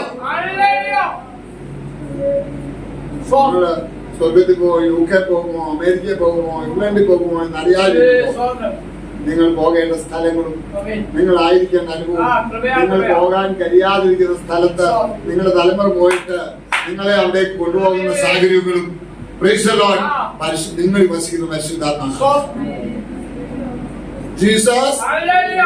ഈ ദിവസങ്ങളിൽ പരിശുദ്ധാത്മാവിനെ പ്രാപിക്കുക. ഈ ദിവസങ്ങളിൽ ദൈവത്തിന്റെ കൃപയെ പ്രാപിക്കുക. യേശുവിനെ പ്രാപിക്കുക. സർവസമ്പത്തായ ദൈവത്തിന്റെ സമ്പത്തുകളെ പ്രാപിക്കുക. ക്രിസ്തുവിനെ നീ ഏറ്റെടുക്കുക. പരിശുദ്ധാത്മാവിനെ ഏറ്റെടുക്കുക. അതിനായി ആഗ്രഹിക്കുക, അതിനായി വാഞ്ചിക്കുക, അതിനായി ആഗ്രഹിച്ച് ദൈവത്തോട് പ്രാർത്ഥിക്കുക. നിന്റെ അരിഷ്ടത മാറട്ടെ, നിർഭാഗ്യമായ അർത്ഥം മാറട്ടെ, ദാരിദ്ര്യം മാറട്ടെ. പിന്നെ എന്ത് ചെയ്യണം? വായിച്ച് ദരിദ്രനും കുരുടനും നഗ്നനുമെന്ന് അറിയാതിരിക്കാൻ. ദരിദ്രനും കുരുടനും നഗ്നനുമെന്ന് അറിയാതിരിക്കുക. പരിശുദ്ധാത്മാവ് നിന്നെ ആരാഞ്ഞറിഞ്ഞപ്പോൾ നീ അറിയാതെ തന്നെ നീ ദരിദ്രനാണ്, നഗ്നനാണ്, കുരുടനാണ്. Praise the Lord. Praise the Lord. ദൈവം തോട്ടത്തിൽ വന്നപ്പോൾ ആദവും ഹവ്വയും ദൈവത്തിന്റെ സ്ഥാനത്ത് പറഞ്ഞിട്ട് അവർ ഓടി ഒളിച്ചു. ആദം നീ എവിടെയെന്ന് ചോദിച്ചപ്പോൾ ആദാം പറഞ്ഞു, ഞങ്ങൾ നഗ്നരാകൊണ്ട് ഞങ്ങൾ ഓടി ഒളിച്ചിരിക്കുന്നു എന്ന് പറഞ്ഞു, വൃക്ഷത്തിൽ മറിഞ്ഞിരിക്കുന്നു എന്ന് പറഞ്ഞു. യഹോവ ചോദിച്ച ഒരു ചോദ്യം, നീ നഗ്നനെന്ന് ആര് പറഞ്ഞു? സ്തോത്രം. നഗ്നരെന്ന് ആരും പറയണ്ട. ദൈവസാന്നിധ്യം അനുഭവിക്കുമ്പോൾ ഞാൻ നഗ്നനാണ് എന്ന് സ്വയം സമ്മതിക്കത്തക്കവണ്ണം ഒരു ജീവിതം വെളിപ്പെട്ടു വരും.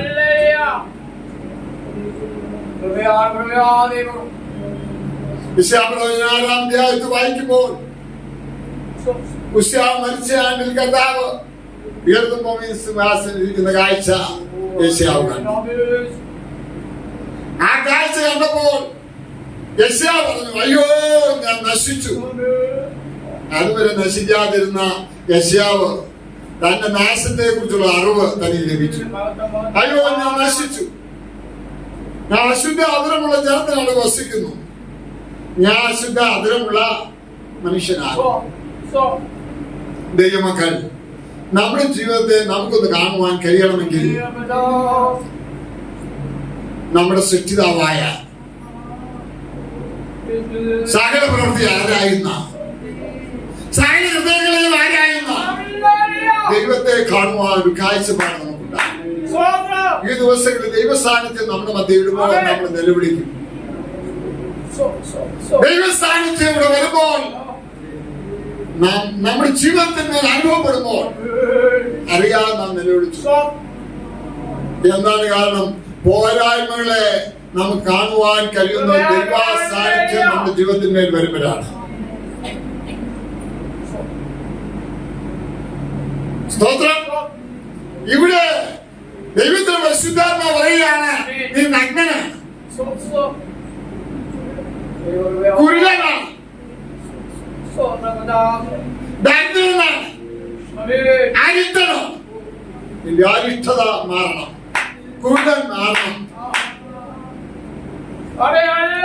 നിങ്ങൾ കാണുന്ന ഇപ്പൊ കാണുന്നത് പാസ്റ്റയെ കാണുന്നുള്ളൂ, പ്രസംഗിക്കുന്ന പാസ്റ്റയെ കാണുന്നുള്ളൂ.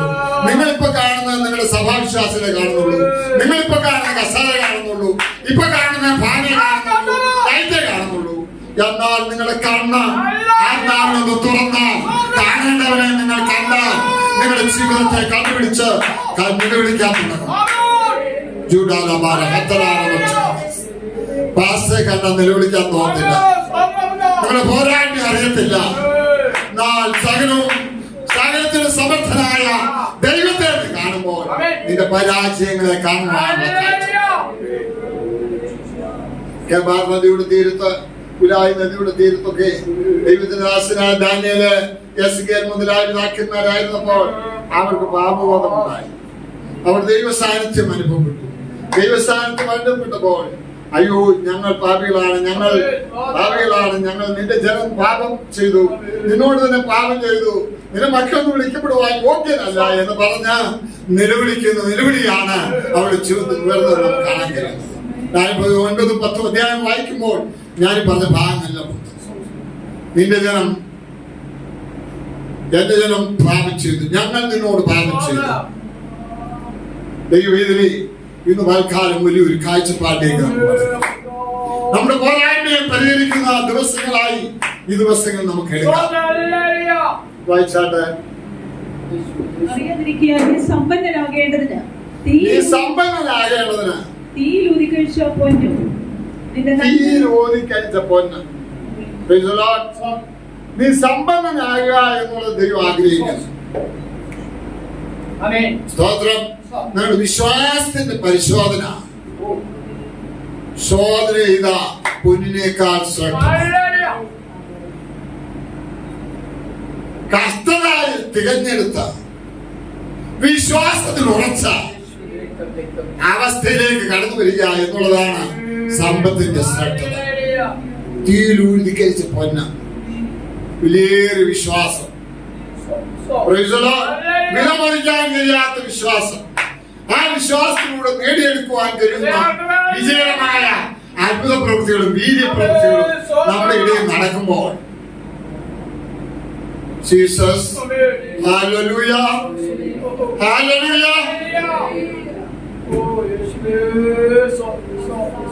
തീരൂതിക്കരിച്ച പൊന്ന് പോലെ നമ്മുടെ വിശ്വാസത്തിന്റെ പരിശോധന വിലയേറിയതായി തീരത്തക്കവണ്ണം വിലമതിക്കത്തക്കവണ്ണം അനുഭവത്തിലേക്ക് മടങ്ങി വരുവാൻ ഈ ദിവസങ്ങളിൽ ദൈവമായ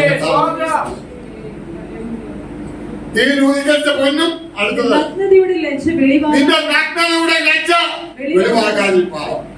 നീ ലജ്ജ വെളിവായാൽ നീ ഓടി ഒളിക്കും. ലജ്ജ വെളിവായപ്പോൾ ഞങ്ങൾ ഓടി ഒളിച്ചു എന്ന് പറഞ്ഞു. എന്നാൽ ആ നഗ്നതയുടെ ലജ്ജ വെളിവാകാതിരിപ്പാൻ ധരിക്കേണ്ടതിന് വിശുദ്ധിയുടെ പുടവ, വെള്ള ഉടുപ്പ്, വെള്ള വിശുദ്ധിയെ കാണിക്കുന്നു.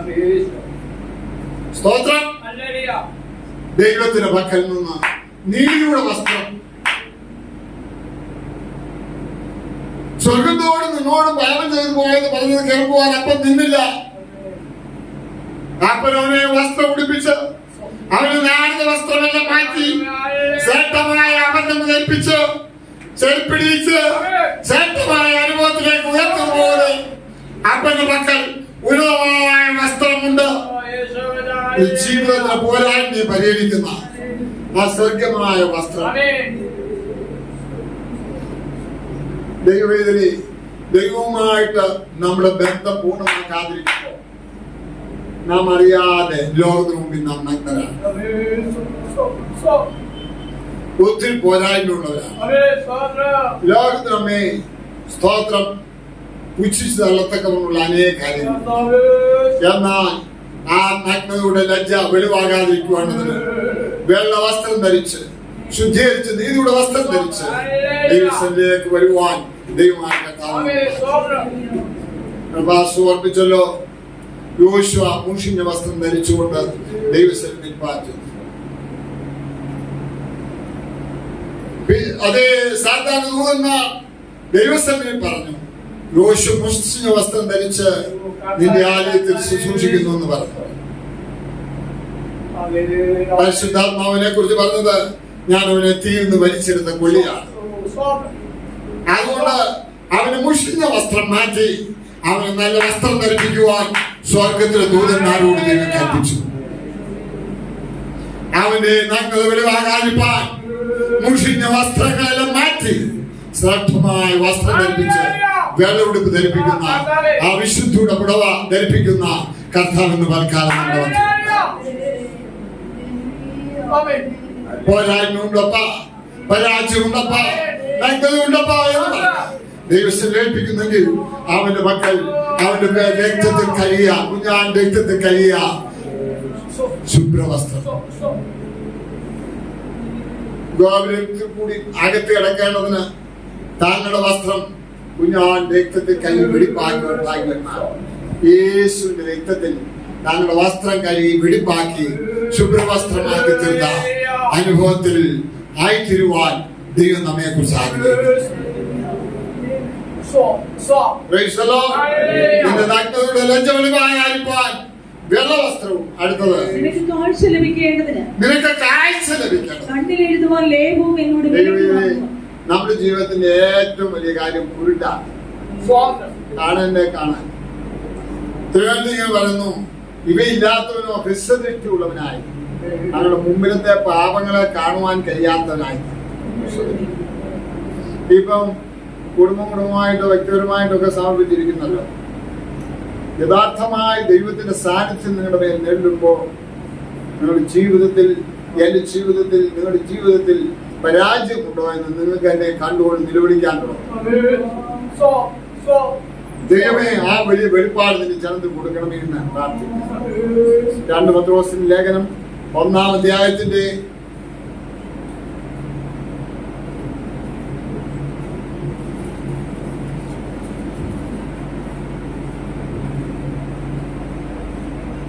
2 പത്രോസ് 1-ന്റെ 13-ാം വാക്യമാണ്. 11-ാം വാക്യം.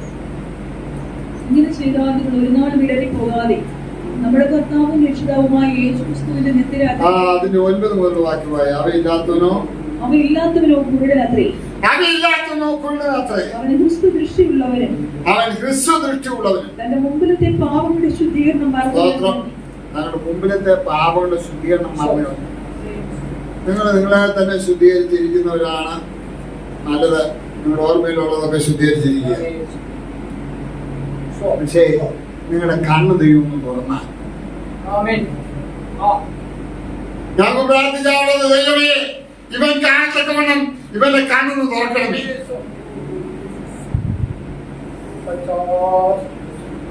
നമ്മുടെ ജീവിതത്തിൽ നമ്മുടെ മുമ്പിൽ നമ്മൾ കാട്ടിക്കൂട്ടിയ പാപങ്ങളുടെ അനുഭവം കാണാൻ കഴിയാത്ത ഇങ്ങനെയുള്ളവർ ഹ്രസ്വദൃഷ്ടിയുള്ളവർ. ഹ്രസ്വദൃഷ്ടി എന്ന് പറഞ്ഞാൽ ഷോർട്ട് സൈറ്റ്, ഹ്രസ്വദൃഷ്ടി. ചിലർ വേദോത്സവം വായിക്കുമ്പോൾ ഞാനും വായിക്കുന്ന കണ്ണാടിയില്ലാതെ വായിച്ചാൽ ഇങ്ങനെ എത്രയും അടുപ്പിച്ച് പിടിച്ചാൽ ചിലപ്പം ഇവൻ എന്റെ പ്രിയപുത്രൻ നമുക്ക് വായിക്കാൻ കഴിയും. ഹ്രസ്വദൃഷ്ടിയാണ്, ഷോർട്ട് സൈറ്റ്. ഇത് വെച്ച് കഴിയുമ്പോൾ കുറച്ചുകൂടെ ഭേദമാണ്. ഹ്രസ്വദൃഷ്ടി വന്നു കഴിഞ്ഞാൽ, ആ ദോഷം പിടിച്ചു കഴിഞ്ഞാൽ അതിന് മുമ്പിലത്തെ പാപങ്ങളെ എന്തെല്ലാം കാണിച്ചാൽ, കൂട്ടായ്മയിൽ അങ്ങോട്ടും ഇങ്ങോട്ടും ചുണ്ടി ഉണ്ടാക്കിയ ഭാര്യയും ഭർത്താവും വഴക്കമുണ്ടായ അടിപിടി ഉണ്ടാക്കിയിട്ട് വന്നിരുന്നിട്ട് കർത്തൃമേശയുടെ സമയത്ത് അങ്ങോട്ടും ഇങ്ങോട്ടും തിരിഞ്ഞിരുന്ന കർത്തൃമേശ. പിന്നെ സ്ത്രീകൾക്ക് വന്ദനവും വിശുദ്ധീകരണവും ഒന്നും ഇല്ലാത്തോണ്ട് പുരുഷന്മാർക്കും തമ്മിൽ ചുരുമന് കഴിയാത്തോണ്ട് ഇത് കർത്തൃമേശ കഴിഞ്ഞ് പോകും. കൂട്ടുവിശ്വാസികൾ തമ്മിൽ കഴിഞ്ഞ ദിവസങ്ങളിലെ ആ പാപങ്ങൾക്ക്, കഴിഞ്ഞ നാളുകളിൽ നമ്മുടെ ജീവിതത്തിൽ ഉണ്ടായ തെറ്റുകളെ കുറിച്ചുള്ള ബോധ്യമില്ലാത്ത ആരാണ് ഹ്രസ്വദൃഷ്ടിയുള്ളവൻ എന്ന് തിരുവചനത്തിൽ രേഖപ്പെടുത്തുന്നു. വായിച്ചാട്ടെ അതിന്റെ 3 വാക്യം. തന്റെ മഹത്വത്താൽ വീര്യത്താൽ നമ്മെ വിളിച്ചവന്റെ വിജ്ഞാനത്താൽ നമ്മെ വിളിച്ചുവെന്റെ പരിജ്ഞാനത്താൽ അവന്റെ ദിവ്യശക്തി ജീവനും ഭക്തിക്കും വേണ്ടിയതൊക്കെയും നമുക്ക് ദാനം ചെയ്തിരിക്കുന്നുവല്ലോ. അവയാൽ അവൻ നമുക്ക് വിലയേറിയതും അതിമഹത്വമായ വാഗ്ദത്തങ്ങളും നൽകിയിരിക്കുന്നു. ഇവയാൽ നിങ്ങൾ ലോകത്തിൽ പോകത്താനുള്ള നാശം വിട്ടു. ഇവയാൽ ഈ മേൽ പറഞ്ഞിരിക്കുന്ന അലിമത്തായ വാഗ്ദത്തം ലഭിച്ചിരിക്കുന്നു. ഇവയാൽ നിങ്ങൾ ലോകത്തിന് പോകത്താനുള്ള നാശം വിട്ടൊഴിഞ്ഞ് ദിവ്യ സ്വഭാവത്തിന് കൂട്ടാളികളായി തീരുമാനം. കർത്താവിന്റെ നല്ല സ്വഭാവമുള്ളവരായിട്ട്, കർത്താവിന്റെ സ്വഭാവത്തിന് കൂട്ടാളികളായി തീരും. അത് നിമിത്തം തന്നെ നിങ്ങൾ ഇവിടെ ഒത്തിരി ചേരുകയുണ്ട്. അത് നിമിത്തം തന്നെ നിങ്ങൾ സകല ഉത്സാഹവും കഴിച്ച് നിങ്ങളുടെ വിശ്വാസത്തോട് വീര്യവും, നിങ്ങളുടെ വിശ്വാസത്തോട് വീര്യവും, വീര്യത്തോട് പരിജ്ഞാനവും, പരിജ്ഞാനത്തോട് ഇന്ദ്രിയവും, ഇന്ദ്രിയജയത്തോട് സ്ഥിരതയും, സ്ഥിരതയോട് ഭക്തിയും, ഭക്തിയോട് സഹോദരപ്രീതിയും, സഹോദരപ്രീതിയോട് സ്നേഹവും കൂട്ടിക്കൊള്ളുവിൻ. അടുത്തത്, ഇവ നിങ്ങൾക്കുണ്ടായി വർദ്ധിക്കുന്നു എങ്കിൽ നിങ്ങൾ നമ്മുടെ കർത്താവായ യേശുക്രിസ്തുവിന്റെ പരിജ്ഞാനം സംബന്ധിച്ച്, നമ്മുടെ കർത്താവായ യേശുക്രിസ്തുവിനെ കുറിച്ചുള്ള അറിവ് സംബന്ധിച്ച് ഉത്സാഹമില്ലാത്തവരും, നിങ്ങൾ ഉത്സാഹമില്ലാത്തവരും നിഷ്ഫലന്മാരുമായിരിക്കില്ല. ഇനി ഇവയില്ലാത്തവനോ കുരുടനത്രേ. ഈ മേൽപ്പറഞ്ഞ കർത്താവിന്റെ സ്വഭാവത്തിനും ദിവ്യ സ്വഭാവത്തിനും കൂട്ടാളികളായി തീരാതെ ജീവിച്ചാൽ അവരാരാണ്? കുരുടനത്രേ. അവർ ഹ്രസ്വദൃഷ്ടിയുള്ളവരും മുമ്പിലത്തെ പാപങ്ങളുടെ ശുദ്ധീകരണം മറന്നവരും. ഇവിടെ ഈ ഹ്രസ്വദൃഷ്ടി വന്നു കഴിഞ്ഞാൽ മുൻപിലത്തെ പാപങ്ങളുടെ ശുദ്ധീകരണം, ഒത്തിരി തെറ്റുകളൊക്കെ നമ്മുടെ ജീവിതത്തിൽ വന്നിട്ടും അത് കാണാൻ കണ്ണില്ല, അറിയാൻ കാഴ്ച പാടില്ലാത്തൊരു ശുദ്ധീകരണം. അപ്പം ദൈവവചനത്തിലുള്ള കാഴ്ചപ്പാട് പ്രാപിക്കുന്ന ഒരു ദൈവവേദനം, ക്രമമായ ദൈവവചനം പാലിക്കുന്ന ഒരു ദൈവവേദനം മാത്രമേ ആത്മീയ ജീവിതത്തിൽ തമ്മിലുള്ള ബന്ധത്തിന്റെ ദൃഢീകരണം, കുടുംബ ബന്ധത്തിൽ, സമൂഹ ബന്ധത്തിൽ, സഭാബന്ധത്തിൽ, ആത്മീയ ബന്ധത്തിൽ ദൃഢീകരണം ഉണ്ടായവർക്ക് മാത്രമേ ഹ്രസ്വദൃഷ്ടി ഇല്ലാത്തവനോ ഹ്രസ്വദൃഷ്ടി ഉള്ളവനത്രേ. കുരുടനത്രേ. കുരുടന്മാരാണ്, ഹ്രസ്വദൃഷ്ടിയുള്ളവനാണ്. ഹ്രസ്വദൃഷ്ടിയുള്ളവന് മുമ്പിലത്തെ പാപത്തെ കുറിച്ച് ബോധം. ചില പാപങ്ങളെ ഡിപ്പെൻഡ് ചെയ്താണ് സാത്താൻ നിങ്ങൾക്ക് നന്മ തടഞ്ഞു വെക്കുന്നത്. നിങ്ങൾക്ക് ചില വാക്തത്വങ്ങളുടെ നിവൃത്തീകരണം വരാൻ പോകുമ്പോൾ, നന്മ വരാൻ പോകുമ്പോൾ അത് തടഞ്ഞു വെക്കുന്നത്. മോശയ്ക്ക് ദൈവത്തിന്റെ സന്നിധിയിലേക്ക്, ദൈവരാജ്യത്തിലേക്ക് പ്രവേശനം തടഞ്ഞു വെക്കാൻ സാത്താൻ ഉപയോഗിച്ചത്, മോശ ദൈവം കൽപ്പിച്ച കൽപ്പന ലംഘിച്ചു. പാറയോട് കൽപ്പിക്കാൻ പറഞ്ഞ സ്ഥാനത്ത് അവൻ പാറയെ അടിച്ചു. ആവശ്യത്തെ ചൂണ്ടിക്കാട്ടി ദൈവത്തിന് മുമ്പാകെ മോശക്കെതിരെ സാത്താൻ വാദിച്ചു. നിങ്ങൾക്ക് വരേണ്ട പല നന്മകളും, നിന്റെ തലമുറയ്ക്ക് വരേണ്ട പല നന്മകളും ചില പ്രത്യേക ശുദ്ധീകരണമില്ലായ്മയാണ്, ഏറ്റുപറച്ചില്ലായ്മ പ്രാപിക്കാൻ കഴിയുന്നത്. വിശ്വദൃഷ്ടിയാണ് അതിന് കാരണം. മുമ്പിലത്തെ പാപത്തെ ഏറ്റുപറയാനുള്ള ചിന്താഗതിയില്ല. അതുമൂലം അവർ വിശ്വദൃഷ്ടി ഉള്ളവരായി മുമ്പിലത്തെ പാപങ്ങളെ ഏറ്റുപറയാൻ കഴിയാത്തവരായി. വായിച്ച് പാപങ്ങളുടെ ശുദ്ധീകരണം മറന്നവനും തന്നെ. തങ്ങളുടെ പാപത്തിന്റെ ശുദ്ധീകരണം മറന്നവനും തന്നെ.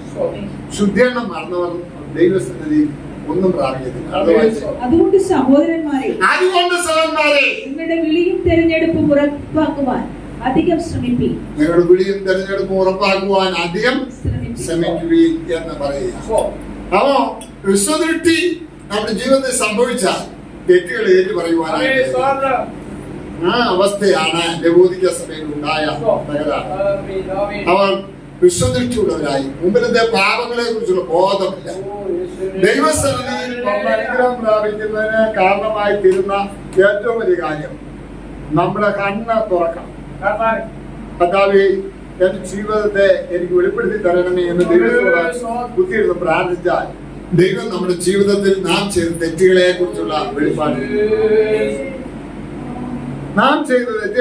വെളിപ്പാട് തന്നാൽ അവിടെ കുറ്റബോധം ഉണ്ടായി ഏറ്റുപറയുന്നത് സ്തോത്രം. പാപം പെരിയിടത്ത് കൃപ അത്യന്തം വർദ്ധിച്ചു. ആ പ്രയോഗത്തിന്റെ അർത്ഥം എന്താണ്? ഇതുമാത്രം തെറ്റ് നമ്മുടെ ജീവിതത്തിൽ ഉണ്ടായിരുന്ന ആ സ്ഥാനം നിറഞ്ഞിരിക്കുന്ന സ്ഥാനം ഏറ്റു പറഞ്ഞ് വീക്ഷിച്ച് കഴിയുമ്പോൾ ആ സ്ഥാനത്തേക്ക് തള്ളിക്കയറുന്നത് വലിയ പിടിതലാണ്.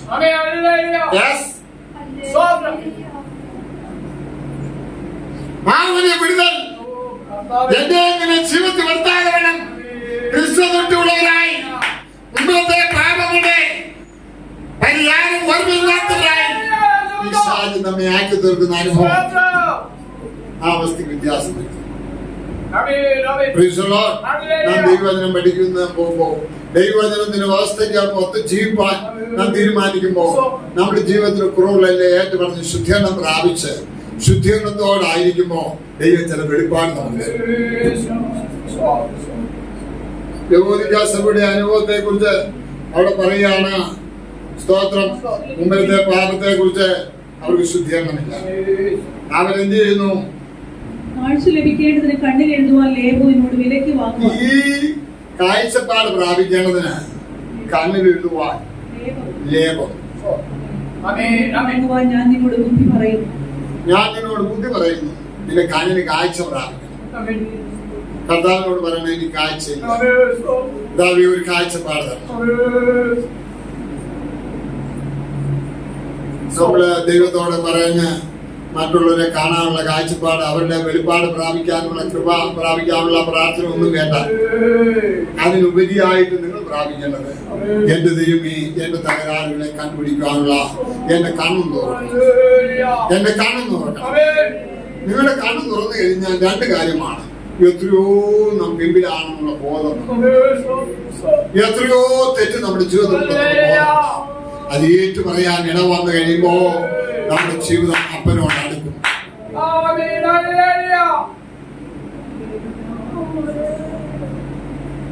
പന്നിക്ക് ഭക്ഷിക്കാൻ ലഭിക്കുന്ന വളരെ പോലും ഭക്ഷിക്കാൻ ലഭിക്കാൻ വന്നപ്പോൾ അവൻ ചിന്തിക്കാൻ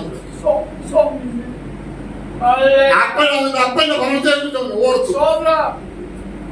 എന്റെ അപ്പന്റെ ഭവനത്തിൽ എത്രയോ കൂലിക്കാര് ഭക്ഷിച്ചിട്ട് ശേഷിപ്പിക്കും. അവരിൽ ഒരാളായി ജീവിച്ചാൽ ഈ പന്നിയെ തീറ്റി ജീവിച്ച് നശിക്കേണ്ട വരത്തില്ല എന്ന് ചിന്തിച്ച് അവൻ പറയാണ്, ഞാൻ എഴുന്നേൽക്കും, എന്റെ അപ്പന്റെ വീട്ടിലേക്ക് പോകും. ആ കാഴ്ചപ്പാട് വന്നപ്പോ അവൻ അടുത്ത്, ഞാൻ സ്വർഗത്തോട് നിന്നോട് പാപം ചെയ്തു പോയി, നിന്റെ മകൻ വിളിക്കപ്പെടുവാൻ ഞാൻ യോഗ്യനല്ല, കൂലിക്കാരിൽ ഒരുവനെ പോലെ എന്നെ അംഗീകരിക്കണമെന്ന് ഞാൻ പറയുമെന്ന് പറഞ്ഞ് തീരുമാനിച്ച് ദൈവസ്ഥനിലേക്ക് അടുത്തു വന്നു, അപ്പന്റെ ഭവനത്തിലേക്ക് അടുത്തു. ആ ഹ്രസ്വദൃഷ്ടി മാറി കഴിയുമ്പോൾ, കുരുടം മാറി കഴിയുമ്പോൾ, ഞാൻ അപ്പന്റെ വീട്ടിൽ നിന്ന് മാത്രം അകന്നു പോയെന്ന് വെച്ചില്ല. ഇപ്പൊ നമ്മൾ തോന്നും ദൈവത്തോട് അടുത്തിരിക്കുന്നു, ദൈവം നമ്മോട് അടുത്തിരിക്കുന്നു. എന്റെ ദൈവത്തോട് നാം അടുത്താണ് ജീവിക്കുന്നത്. ദൈവത്തോട് അടുത്ത് ജീവിക്കണമെന്ന് പറഞ്ഞാൽ നമ്മൾ പറയും ദൈവത്തോട് അടുത്ത് തന്നെയാണ് ജീവിക്കുന്നതെന്ന്. അതിന് ഉദാഹരണം പറയുന്നത്, നമ്മൾ പ്രാർത്ഥിച്ച ദൈവം കേട്ടു, മറ്റേത് കേട്ടു, മറിച്ചത് കേട്ടു, ദൈവത്തോട് പ്രാർത്ഥിച്ചപ്പോൾ അത് തന്നു. ഇതൊന്നും ദൈവത്തിന് ദയ കൊണ്ട് ലഭിക്കപ്പെട്ടത്. ഭിക്ഷക്കാർക്ക് കൊടുക്കുന്ന പോലെ ധാരാളം വാരി ഇതിൽ കൊടുക്കാൻ അവന്റെ പക്കൽ അങ്ങനെ ലഭിക്കപ്പെട്ടത്.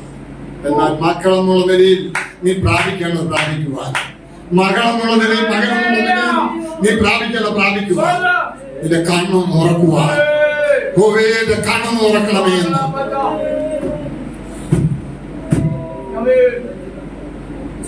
നമ്മൾ ഇപ്പോഴത്തെ കണ്ണുകൊണ്ട് കാണുന്ന പരാജയമേ കാണും. പരാജയത്തെ കണ്ട് ഭയപ്പെടാനുള്ള കണ്ണാണ് നമുക്കുള്ളത്. എന്നാൽ വിജയത്തെ കണ്ട് സന്തോഷിക്കുവാനുള്ള കണ്ണ് പ്രാപിക്കണം. ഞാൻ പറഞ്ഞു, അയ്യോ യജമാനെ, പർവ്വതം മുഴുവൻ ശത്രു വന്നു നിൽക്കുന്നു. ചിലർക്കിപ്പോ ചില വെളിപ്പാടുണ്ട്. എവിടെ ചെന്നാലും വെളിപ്പാട് കാണും. പിശാച് വന്നിരിക്കുന്നു, നാക്ക് നീട്ടി നിൽക്കുന്നു. ഇവർക്ക് ഇത് കാണാനുള്ള വെളിപ്പാട്. അത് കണ്ട് അവരും പേടിക്കും, അവര് പറയുന്നവരും പേടിക്കും, അവരും പേടിക്കും, മറ്റുള്ളവരും പേടിപ്പിക്കും. സ്വത്രം പരാജയം കാണാനുള്ള കണ്ണ്, അങ്ങനെയുള്ള വെളിപ്പാടുള്ള വെളികേട്ടവരോട് പറയണം, നിന്റെ പരാജയം കാണാനുള്ള, ശത്രുവിനെ കാണാനുള്ള കണ്ണ് നിർത്ത. നിന്റെ കണ്ണ് ഈ ദിവസം തുറക്കണമെന്ന് പറഞ്ഞാൽ തല കൈവച്ച് പ്രാർത്ഥിക്കണം. ആ വെളിപ്പാടുകാരുടെ തല കൈവച്ച് നീ പ്രാർത്ഥിച്ചാൽ അവരുടെ കണ്ണ് തുറക്കും. പർവ്വതം മുഴുവനും അഗ്നിമയമായ രഥം വന്നു നിൽക്കുന്നു. ആ സൈന്യത്തെക്കാൾ നമ്മോടുകൂടെയുള്ളവർ വലിയ കൂട്ടമായി നിൽക്കുമെന്ന് കാണുവാനുള്ള കാഴ്ചപ്പാട് പ്രാപിക്കണം. കൃഷ്ണദൃഷ്ടിയിൽ പല അബദ്ധവും ഭയവും, ചിലർക്കെല്ലാം ഭയവും ഭീതിയും നിരാശയും പാലും ഇതെല്ലാം കൃഷ്ണദൃഷ്ടി കൊണ്ടുണ്ടാകുന്നതാണ്.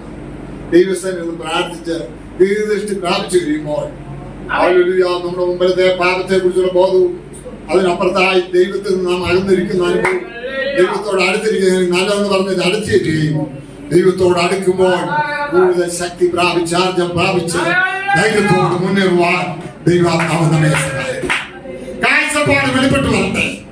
യേശുവിന്റെ നാമത്തിൽ നമ്മുടെ കണ്ണുകൾ തുറക്കട്ടെ. യേശുവിന്റെ നാമത്തിൽ തന്റെ ജനത്തിന്റെ കണ്ണുകൾ തുറക്കട്ടെ.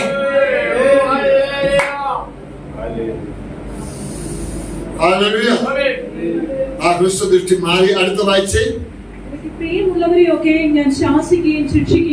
എന്നാൽ ഇങ്ങനെ കഠിനമായ പ്രസംഗമൊക്കെ ചെയ്യുന്നത് എന്തിനാന്ന് ചോദിച്ചാൽ പ്രിയമുള്ളവരെ ശാസിക്കും. ദൈവം തന്നെ പരിചയപ്പെടുത്തുകയാണ്. ചിലരോട് നല്ലോണം നിലയിൽ ശാസിച്ച് പ്രസംഗിച്ചു കഴിഞ്ഞാൽ അവർ പിണങ്ങും. പിന്നെ അവര് സഭായോഗത്തിൽ വെച്ച് യോഗത്തിൽ വരുത്തില്ല. പിന്നെ അവരോട് ക്ഷമ ചോദിക്കാൻ പോകണം. അതൊക്കെയാണ്. അതുകൊണ്ട് ദൈവം ഇത് മനസ്സിലാക്കിയിട്ട് പറയുകയാണ്, എനിക്ക് സ്നേഹം ഉണ്ടായിട്ട് പ്രിയമുണ്ടായിട്ട ഞാൻ നിങ്ങളെ ഇതിനെ ശാസിക്കും. നീ കുരുടനാണ്, ചെകിടനാണ്, കണ്ണ് കാണാത്തവനാണ് ഒക്കെ പറയുന്നത്. എനിക്ക് പ്രിയമുള്ളവരെ ഞാൻ എന്ത് ചെയ്യും? ഞാൻ ശാസിക്കുകയും ശിക്ഷിക്കുകയും ചെയ്യും. ദൈവത്തിന്റെ ബാലശിക്ഷ നമ്മുടെ ജീവിതത്തിൽ വരുമ്പോ നമ്മൾ ഓർത്തോണം, കർത്താവ് എന്നോട് സ്നേഹം. പരേതനായ കാനോച്ചമ്പലും പറയാറുണ്ട്, കൂടെ പ്രശ്നങ്ങളോ പരീക്ഷകളോ ഒന്നും ഇല്ലാതിരിക്കുന്നെങ്കിൽ നീ കരഞ്ഞ് ദൈവത്തോട് പറയണം, അയ്യോ എന്നെ കൈവിട്ടു, ഞാൻ അകന്നുപോയി എന്ന് പറയണം. നിന്നെ സ്നേഹിക്കുന്ന ദൈവം നിന്നോടുകൂടെ ഉണ്ടെന്നുള്ളത് ഇടയ്ക്കിടയ്ക്ക് നിനക്ക് ബാലശിക്ഷയും പ്രശ്നമുണ്ട്. ഇടയ്ക്കിടയ്ക്ക് ബാലശിക്ഷയും പ്രശ്നം ഉണ്ടാകുമ്പോ നീ ദൈവത്തിന്റെ അടുത്ത് പോയിരുന്ന് പറയണം, കർത്താവേ എന്നെ അഴിച്ചതായ സ്തോത്രം, എന്നെ നിന്റെ മകനായി സ്നേഹിക്കുന്നത് കൊണ്ട് സ്തോത്രം, നിന്റെ സ്നേഹ നിമിത്തം എന്നെ ശാസിച്ച് മകനാക്കിയോണ്ട് സ്തോത്രം. ഞാൻ സ്നേഹിക്കുന്നവരെ, എനിക്ക് പ്രിയമുള്ളവരെ ഞാൻ ശാസിക്കും. കൂടുതൽ സ്നേഹമുള്ളതുകൊണ്ടാണ് ശാസിക്കുകയും ചിലപ്പോ കാലിന് വേദന ഉണ്ടാകുകയും താഴെ വീട് കാല് പരിക്കേക്കുകയും ചെയ്യുന്നത്. കൂടുതൽ സ്നേഹമുള്ളതുകൊണ്ടാണ് കണ്ണിൽ കമ്പി കൊള്ളുന്നത്. കൂടുതൽ സ്നേഹമുള്ളതുകൊണ്ടാണ് വിവിധ പ്രശ്നങ്ങൾ ഉണ്ടാകുന്നത്. അതുകൊണ്ട് നാം നശിച്ചുപോയില്ലല്ലോ, നശിക്കാൻ ദൈവം അനുവദിച്ചില്ലല്ലോ, തകരാൻ ദൈവം അനുവദിച്ചില്ലല്ലോ. കണ്ണശോധനയിലൂടെ കടന്നുപോയിട്ടും നിന്നോടുള്ള സ്നേഹനിമിത്തം നീ ശാസിച്ച് ചിലപ്പോ ഞാൻ ദൈവത്തോട് കരഞ്ഞുകൊണ്ട് പറഞ്ഞിട്ടുണ്ട്, എന്നെ അടിച്ചുകൊണ്ട് സ്തോത്രം. സ്തോത്രം. എന്റെ ഈ കാലം ഞൊണ്ടി അടക്കുമ്പോൾ ഞാൻ പറഞ്ഞു, എന്നെ ഞൊണ്ടനാക്കിക്കൊണ്ട് സ്തോത്രം, എന്നെ അടിച്ചുകൊണ്ട് സ്തോത്രം. ഹല്ലേലൂയ. അപ്പൻ മക്കളോടുള്ള സ്നേഹം നിമിത്തം അപ്പൻ മക്കളെ ബാലശിക്ഷകരിക്കുന്ന പോലെ എന്നെ ബാലശിക്ഷകരിക്കുന്ന ദൈവമാണ്. എനിക്ക് പ്രിയമുള്ളവരെ, ഞാൻ ശാസിക്കുകയും ശിക്ഷിക്കുകയും ചെയ്യും. അടുത്ത ആകയാൽ നീ ജാഗ്രതയുള്ളവനായിരിക്കും. ഇന്ന് പൽക്കാലം പരിശുദ്ധാത്മാവിന് പറയാനുള്ളത്, ഈ ഉപവാസ പ്രാർത്ഥനയിൽ നിങ്ങൾ ജാഗ്രതയുള്ളവരായിരിക്കും. മാനസാന്തരപ്പെടുക. അപ്പൊ ഈ ഉപവാസ പ്രാർത്ഥന നമ്മൾ എന്ത് ചെയ്യണം? ജാഗ്രതയുള്ളവരായിരിക്കണം, മാനസാന്തരപ്പെടണം. പിന്നെ ഞാൻ വാതിൽക്കൽ നിന്ന് മുട്ടുന്നു. ആരെങ്കിലും എന്റെ ശബ്ദം കേട്ട് നിന്നിൽ നിന്ന് അകന്നു പോയി എന്നുള്ള നിലയിൽ, നിന്റെ വാതിൽ അടച്ചിരിക്കുന്ന നിലയിൽ, കവാടത്തിൽ ഈ ദിവസങ്ങളിൽ ആരെങ്കിലും എന്റെ ശബ്ദം കേട്ട് വാതിൽ തുറന്ന ഞാൻ അവന്റെ അടുക്കൽ അവനോടും അവൻ എന്നോടും കൂടെ അത്താഴം കഴിക്കും. ദൈവമക്കളെ, അവൻ നമുക്കൊരു വിരുന്നൊരുക്കി. ഈ വിരുന്നുശാലയില് നമുക്ക് ഈ ദിവസങ്ങളിലെ ഈ യോഗങ്ങൾ വിരുന്നാണ്. സ്തോത്രം. നമ്മുടെ കർത്താവ് നമ്മുടെ അടുക്കൽ വരും. ഞാൻ വാതിൽക്കൽ മുട്ടുന്നു. ഹൃദയം തുറന്നു കൊടുക്കുന്ന ജീവിതങ്ങളുടെ വാതിൽക്കൽ മുട്ടുന്നു. നീ വാതിൽ തുറന്നാൽ, ഹൃദയം തുറന്ന ഞാൻ നിന്റെ അടുക്കൽ വന്ന് നീ എന്നോടും ഞാൻ നിന്നോടും കൂടെ സ്തോത്രം അത്താഴം കഴിക്കും, വലിയ വിരുന്ന് കഴിക്കും. ഈ ദിവസങ്ങളിൽ നമുക്കൊരു വിരുന്നുണ്ട്, വലിയൊരു വിരുന്നുണ്ട്. ഈ വിരുന്നിന് വേണ്ടി വാതിൽ തുറക്കണം, നമ്മുടെ ഹൃദയം തുറക്കണം, നമ്മുടെ കണ്ണ് തുറക്കണം, നമ്മുടെ പോരായ്മ കാണണം. നമ്മുടെ കർത്താവിന്റെ സാന്നിധ്യം അനുഭവിച്ച് വലിയ ദിവ്യശക്തി പ്രാപിച്ച് നമുക്ക് മുന്നേറാം. ഈ വചനങ്ങളെ കൊണ്ട് ദൈവം നിങ്ങളെ അനുഗ്രഹിക്കും.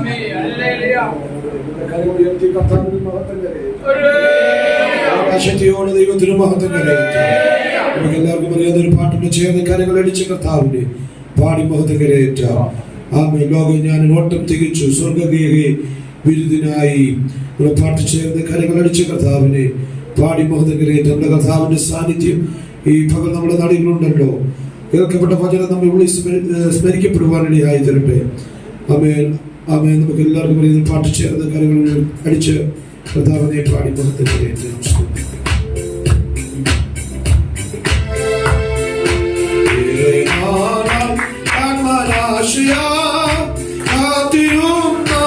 എന്റെ പ്രിയനെ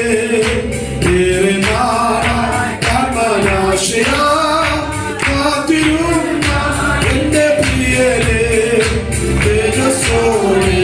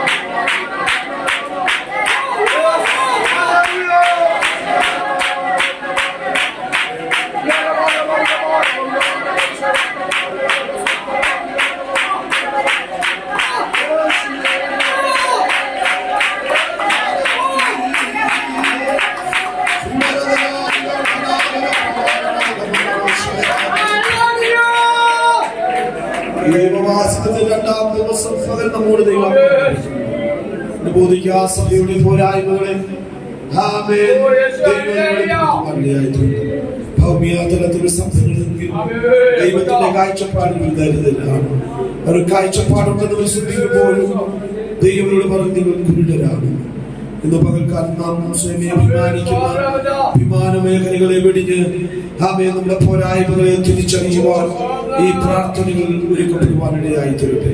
നമുക്കുള്ളവരായി തീരുക എന്നുള്ളതല്ല, യസ്വമായ കാഴ്ചപ്പാടുള്ളവർ എന്നുള്ളതല്ല, കാണത്തക്കവരുടെ കണ്ണുകളെ ഈ ദിവസം ന്യായ പ്രമാണത്തിലെ അത്ഭുതങ്ങളെ കാണേണ്ടതിന് എന്റെ കണ്ണുകളെ തുറക്കണമേ എന്ന് പറഞ്ഞിരിക്കുന്നതുപോലെ ശത്രുവിന്റെ സകല വെല്ലുവിളികളെ കാണുവാനല്ല, അതിന്റെ മീതെ നമുക്ക് വേണ്ടി കരുതുന്ന ദൈവ തേജസ്സിന്റെ മഹത്വത്തെ തിരിച്ചറിയുന്ന ഒരാത്മതല ഇന്ന് രാപ്പകൽ നമ്മുടെ ജീവിതത്തിൽ വെളിപ്പെടട്ടെ. വരും ദിവസങ്ങളിൽ നമ്മെ കൂടുതലായി ശക്തീകരിക്കട്ടെ. ആത്മാവിൽ ഉത്സാഹമാക്കി തീർക്കട്ടെ. ആത്മാവിന്റെ കൃപയെ നാം അനുഭവിച്ചറിയാതെ വലിയ കൊള്ള മുതൽ കണ്ടുകിട്ടിയ ഒരു ആത്മീയ സന്തോഷം നമ്മുടെ മനസ്സിലും നമ്മുടെ ഹൃദയപരമായ ആത്മീയ തലങ്ങളിൽ അത് അനുഭവിച്ചറിയുവാൻ ദൈവവഴിയാകട്ടെ. കേൾക്കപ്പെട്ട വചനത്തുമേ നമ്മെ തന്നെ പൂർണ്ണമായി സമർപ്പിച്ച് നമുക്ക് പ്രാർത്ഥനയായിരിക്കുമ്പോൾ രാജൻ സാർ ചുരുക്കം വാക്കുകളിൽ പ്രാർത്ഥിച്ച് മീറ്റിംഗ് അവസാനിപ്പാനിടയായിട്ട്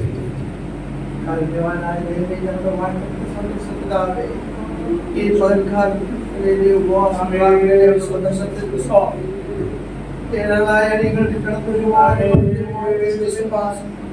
അവിടുന്ന് ദിനം തോറും ചെയ്യുന്ന നന്മകൾക്ക് നന്ദി കരയേറ്റുവാൻ അടിയങ്ങൾ മുഖാമുഖം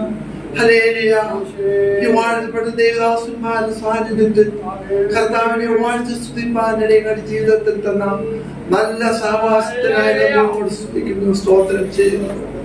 നീ ഉഷ്ണവാനുമല്ല, നീ ശീതവാനുമല്ല എന്നുള്ള ഹല്ലേലൂയ ആ ഒരു ആരോപണത്തിൽ നിന്ന് അടിയങ്ങളെ വിടുവിച്ച് നിഷ്പക്ഷരായി ന്യായത്തെ മാത്രം സ്നേഹിക്കുന്നവരായി എന്റെ കർത്താവിന്റെ വിശുദ്ധിയോടും നിത്യമുള്ളവരോടും കൂടി അടിയങ്ങളുടെ കുറവുകളെ എല്ലാം മാറ്റി ഹല്ലേലൂയ അടിയങ്ങളെ നിഷ്പക്ഷരായി അവിടുന്ന് സ്നേഹിക്കുന്ന മക്കളെ തീർക്കുവാൻ ഈ ഉപവാസ പ്രാർത്ഥന ഒരു കാരണമായി തീരട്ടെ എന്ന് പ്രാർത്ഥിക്കുന്നു.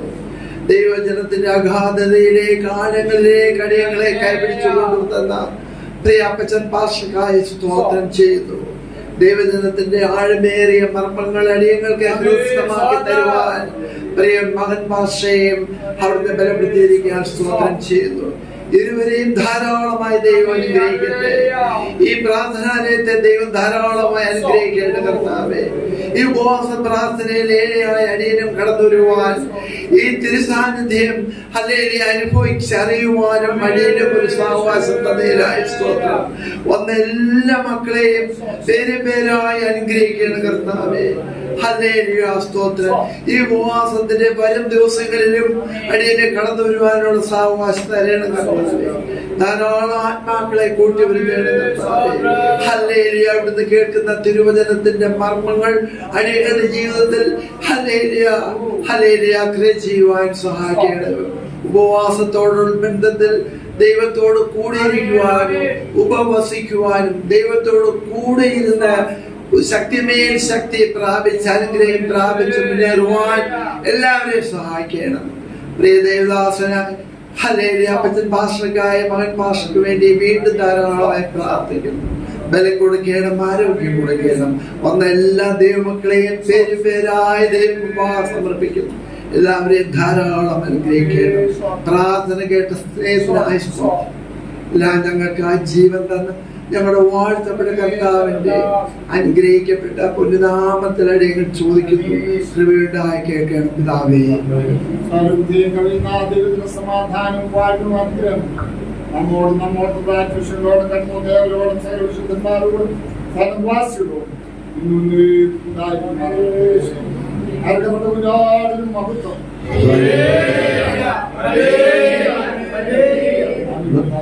നാളെ 10:30 തന്നെ നമ്മുടെ മീറ്റിംഗ് ആരംഭിക്കും. നാളെ ദൈവജനം ശുശ്രൂഷിക്കുന്നത് കർത്താവിന്റെ ദാസൻ പാസ്റ്റർ സുജി സാം കോമി അനുഗ്രഹിക്കുന്നു.